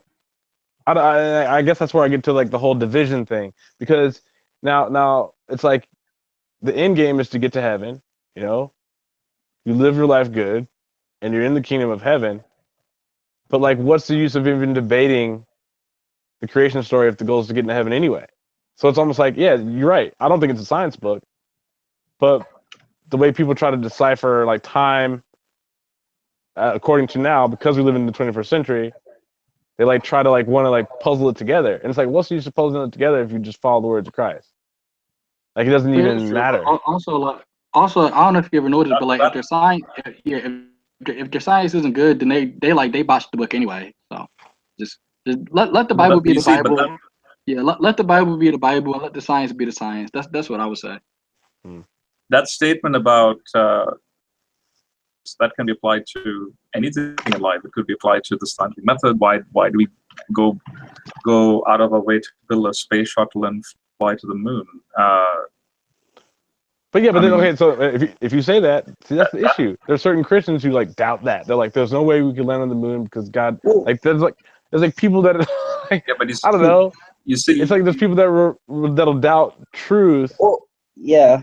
There's always going and to be somebody who testament. disagrees. It's testament to the fact that we are images of God. So images of God are creative, intellectual. This is a creation that we're meant to enjoy, not just be like it's like some prison cell where we just do nothing. In the midst of that, we then use the resources given to us via evolution, ironically, all the fossil fuels, to then use that to spread the gospel around the earth. It's ironic. And It's reclaim ironic. the nation. Yeah, I was just gonna say it's ironic because it's almost like we're not just animals. That's just ironic to me. No, yeah, we are animals, but we're just a different type of animal.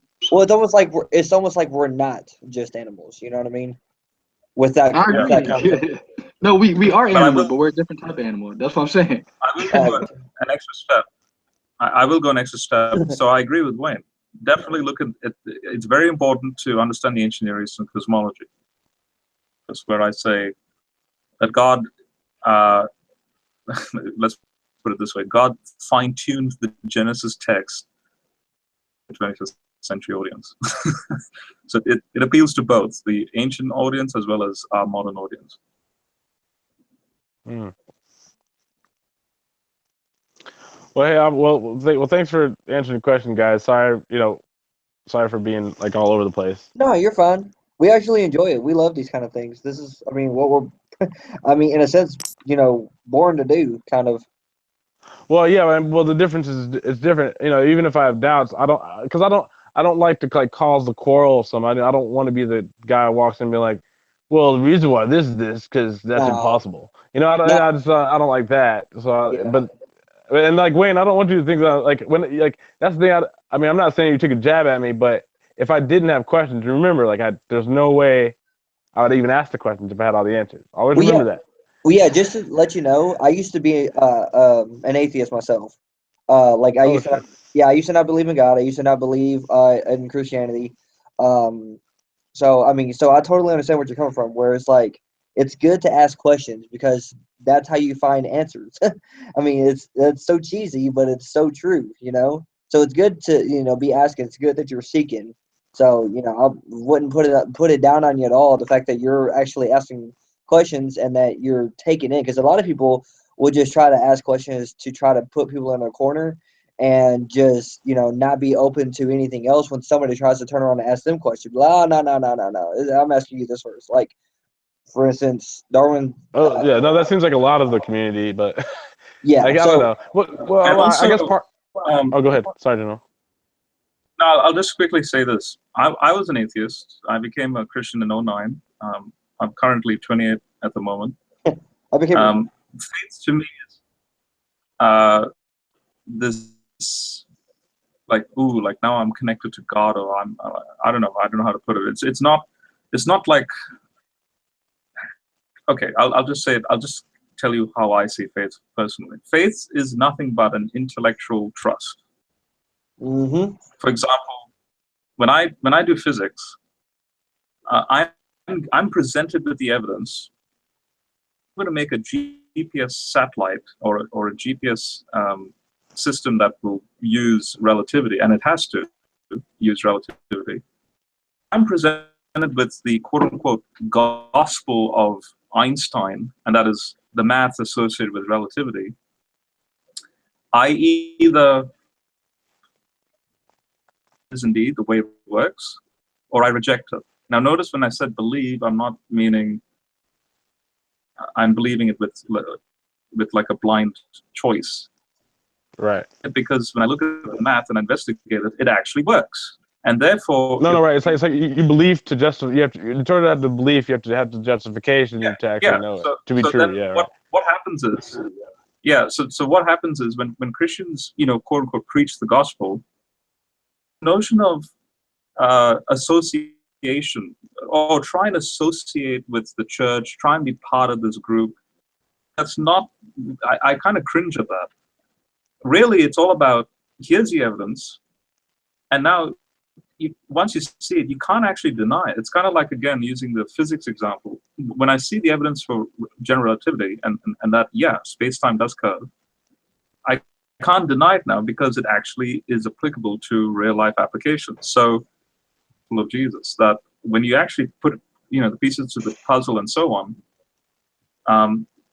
you can't deny it. You want to go, you know what, that is a correct story, that is a valid story, and therefore you believe, and you believe in this man named Jesus and all that.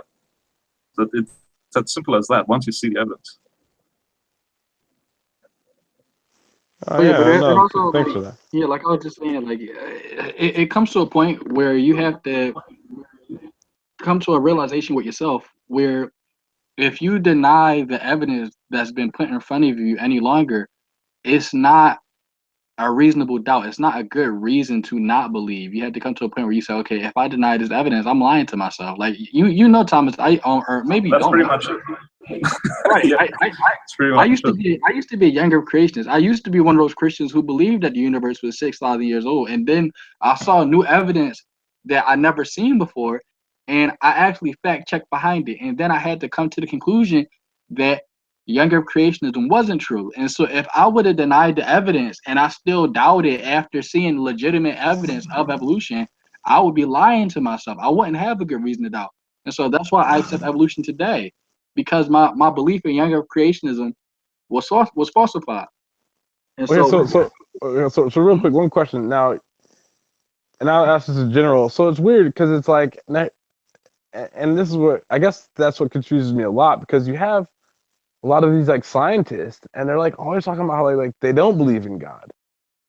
And I'm like, damn man, I'm like, and what you guys were just talking about. most astrophysicists do believe in God. Most astronomers, they actually do. It's the biologists who most likely don't believe in God. I don't know. I've seen some interviews of like astrophysicists that are like it's impossible because he's so like when you see these like old school, like the Richard Feynmans and stuff. I mean, maybe some of it is like propaganda, like maybe that's I don't know if it's like a conspiracy to like tell people that scientists are smart and if they don't believe in religion, so you shouldn't either.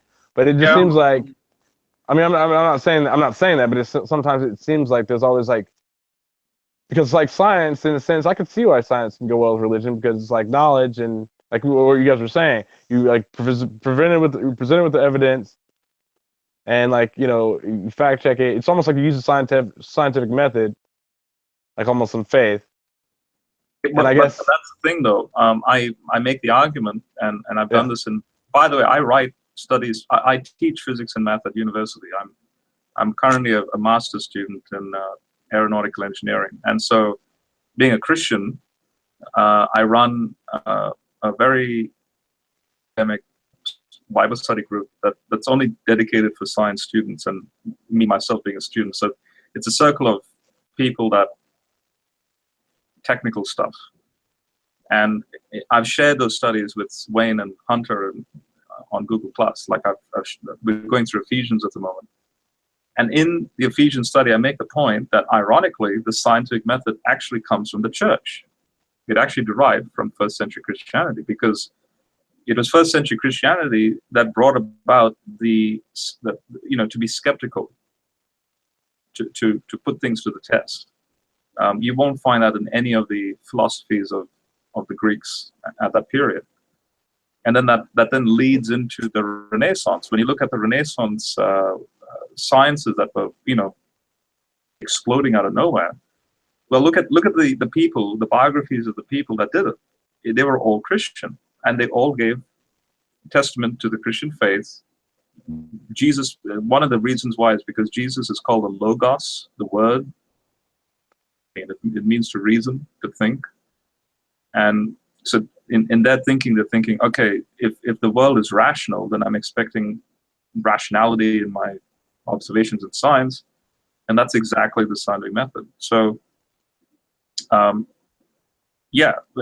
when you say, oh, you're looking at faith in a very scientific method, point of view, well, that's, but that's testament to the fact that the faith is not some blind thing.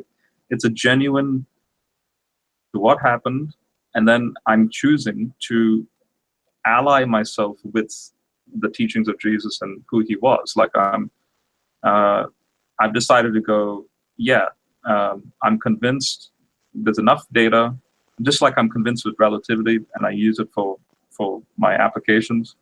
There's enough data for Jesus and what he did, what he said, all that stuff, for me to go, yep, I want to be with that guy. And that's, that's how I present the gospel. I don't like to preach it, like repent and turn to Jesus, because that type of preaching is very it's like you're selling it. When people sell an application on TV or something, they try and persuade you to buy it, but they're not actually teaching you what it is. And I'm more of a here's actually the reasons why, not just So yeah. Cool, man. No, I like to thanks for that. I guess that's part of it. Is like I'm about to go sleep here in a minute, but no, that was one of the things because growing up they always made it seem like, oh, science and God don't go well, and it's like, well, why is that? It doesn't make any sense. It's like it always sounded like people were just saying it just to say it, because like a scientist would go on TV and say I'm an atheist, and they're like also an astrophysicist, and it seems like they like you ever heard of Brian Cox? Yeah, I know Brian Cox. Yeah. Yeah, like I like watching this stuff, and it's like really cool. And then like I was just curious. I was like looking at his views on God, and like sometimes I think maybe those guys are not necessarily, I'm not gonna say they're too smart for their own good, but they kind of have this like thing where because they've learned so much, and like you start I think he was talking about the gravitational waves and like looking back in time to see how close we can look back into the. Well, no, it's just that they're very arrogant. So Neil deGrasse Tyson, he's one of those people who he takes shots at like ancient Near Easterns, right? So he'll say, "Oh, the ancient Near Eastern people were really stupid. They were dumb. They didn't know better, and we're just so much more civilized and advanced." But what astrophysicists like Neil deGrasse Tyson, he should know this, is if it weren't for the ancient Near Eastern, they had a different cosmology of the world. Like they saw the universe completely differently, right? But we're still using some aspects of ancient Near Eastern cosmology today. It's called celestial coordinates. So they Right. had Yeah. like, Yeah. I've heard of that. yeah, Yeah. yeah, we use celestial coordinates in modern cosmology, but we get that from the ancients, and so a lot of the things that we have today, we wouldn't even have gotten to this point if it weren't for the failures and the people who doing science in the past. So I really don't understand why a scientist would take a shot like that, because if it weren't for the advancements of the billions of people who came before him, he wouldn't even be talking today. Right. I think it's widely quoted when it said, history made. So, like, if you don't look back at mistakes we made or what we've discovered or what we've created, well, how the heck are we supposed to get into the future, And you got to look back, and it starts in the ancient times, and they were not stupid. They were actually a lot smarter than we can possibly imagine. And so for Neil deGrasse Tyson to say something like that, to me is that kind of hurts me. And don't get me wrong, I love Neil deGrasse Tyson. He's mind blown me a bunch of times, but just John Lennox rightly says, ignorant things said by scientists. Or here, actually, let me get the quote exactly. It's on my No, profile. I know the quote is. He says things that are said by scientists, even if it's nonsense, it's still so nonsense said by scientists is still nonsense. There you go. Yeah, that's what it is. Oh, right. Yeah. Yeah. That makes sense. Which is true. But like think about it this way, Charles Darwin, right? Before he even had the evidence for evolution, he had a rational belief. He didn't have the physical evidence in front of him yet, but it was rational for him to believe that all animals have a common ancestor. And a couple hundred years later, now we have the actual evidence. But for him to have that belief that common descent was true, it wasn't illogical. It was actually true. And Well, so it was Darwin's belief in evolution that now we have evolution. well, the weird Um, thing, but the weird thing is, see, here's the thing about Darwin, and this is actually kind of gives me. That's why I go back to the whole God thing, and I'm like, I do believe that there is a God. I'm just not sure. I'm just not sure of which God, or like if it is the Christian God. Well, But okay. the thing about Darwin is interesting that like Darwinists don't bring up, and this is why I found it very interesting. It's like there's a part where, and I don't read all those books, but it seems like there's a part where he kind of mentions how he believes in like the Darwinism, but he's also kind of like the complexity of the eye alone is just too. It's almost like he's like talking about how it's too big, like the complexity of the eye is so massive that it almost seems like it's impossible that it was from evolution. well, no, So it's kind of like weird. we know how the eye evolved. The thing that actually got me is, so I'm gonna send you this. I have a letter written. It was by Charles Darwin to one of his. He had a colleague named Asa Gray. No, Asa Gray was a Christian, and Asa Gray, he asked Charles Darwin. He said, "Now that you discover evolution, like where does that leave God?" And Charles Darwin wrote back, and he said, "I have no problem with you being an evolutionist and an ardent theist." And so Darwin didn't have a problem with people believing in God and accepting evolution. So I don't see why we do. But see what that means? Yeah, exactly. But that means, what is that? Like, I think just that's the suppression of not the suppression of knowledge. Then that means like someone just like, and that's I think that's what's happening is like there's like somehow there is a over time there just seems to be like a suppression of knowledge, and you could use the Bible, you can have stuff like that, but like, and you can have like the good book, but it always I guess part of it is maybe I think about, as much as I think ask questions about the beginning, I think about the end. And so, but you can't know the end because you can't predict the future. But in the same right, when it comes to us thinking about our future, like right now in life, it's like we're building blocks to better our future. And like, you go further out to space and you figure out things to have cleaner water and, different cognitive theories for kids to learn stuff or whatever. But and I guess that's part of it too, is like if you do good things, you do, and it goes back, and then it kind of circles back to objective morality. It's subjective morality where it's like I can be a scientist and help people, but it isn't only just a gesture. To whereas like if you're a theist, or if I guess you guys in your case, if you believe in the one true Christian God, because you do a good gesture, it is it's moral. And like, so I don't know, it's kind of weird. It's like I look at like, if I'm nice to people and I'm good, then it's like I still don't go to heaven because I don't accept Christ. But what if I was always nice to people and like I wasn't bad to people? Or I was like always, I don't know how to explain it. I guess that's part of it. It's like, I guess I want like I don't want it to be where, oh yeah, I want to know every single itty bitty detail. But sometimes I feel like there's just a gap, and maybe that gap is God. I don't know. It Yeah, just but feels weird. It's like a so weird feeling I get. you're thinking more like like a skeptic, but instead of thinking like a skeptic, think like a detective. So like whenever we solve a crime, when people pick jurors, right? Like when people pick jurors for cases, they don't pick jurors who are like philosophers who need to know every bitty little detail because, well, we wouldn't have any case solved. They pick people who don't have any experience because the people with no experience, right? They can see the obvious. They can see, oh, well, obviously the DNA matches this guy 90%, and the gloves match his hands, and also we got this Right. guy on tape. So obviously this guy killed him. When you start getting into like the philosophical itty bitty details, you miss what's right in front of you. What's the saying? You see, but you don't observe. So people see things at a time, but they don't really see, actually. It's hard to find something you aren't looking for.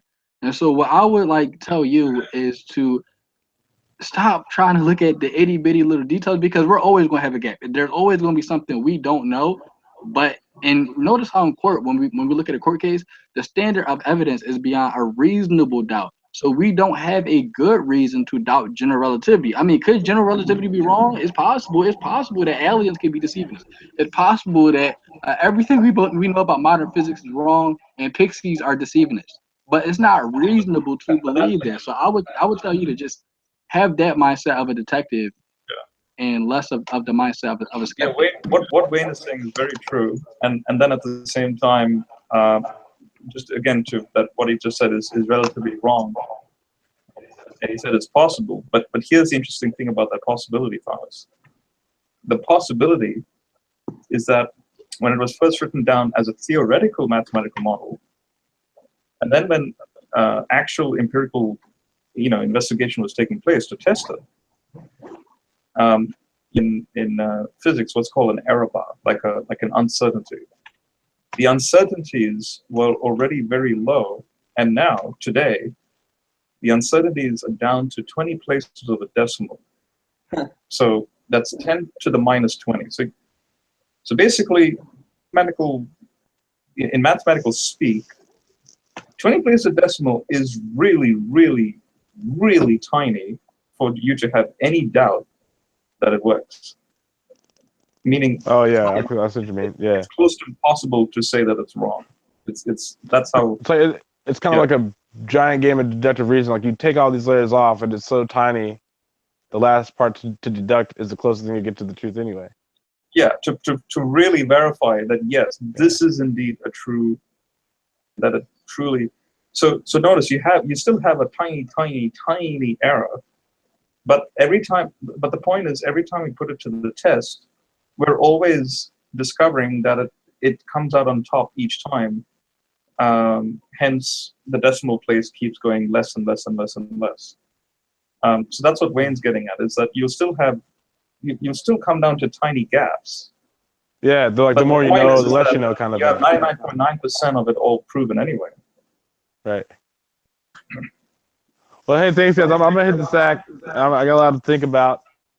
Thanks for all the advice. Hey, can I ask one more thing, and then just let you? Oh, sure. It's not just like this is. You don't have to answer this, but just kind of just you talking about something you need to think about. Just wonder to yourself, how did Christianity begin? I think that would be a good place to start it, and that's kind of where I think the cherry on top of anybody. Do what? Oh, I thought Joe. That is a perfect question. I think that would be a great starting point, and I think if you really want to seek truth, you would ask that question and you will find the truth, because that's how I came from being a skeptic to being a Christian, is by simply wondering, what if I'm wrong, and then asking myself, how did it begin? And by going through what it leads to, that's how I became a born-again Christian.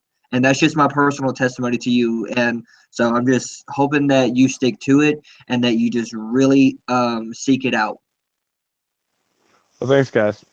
Yeah, I'll we see you guys later. appreciate you. We love you. Talk to you later. It's awesome. Later. See you, buddy. And Wayne, if you want, I guess you can go ahead and end the live feed too. Sure. Yeah. That was a good talk.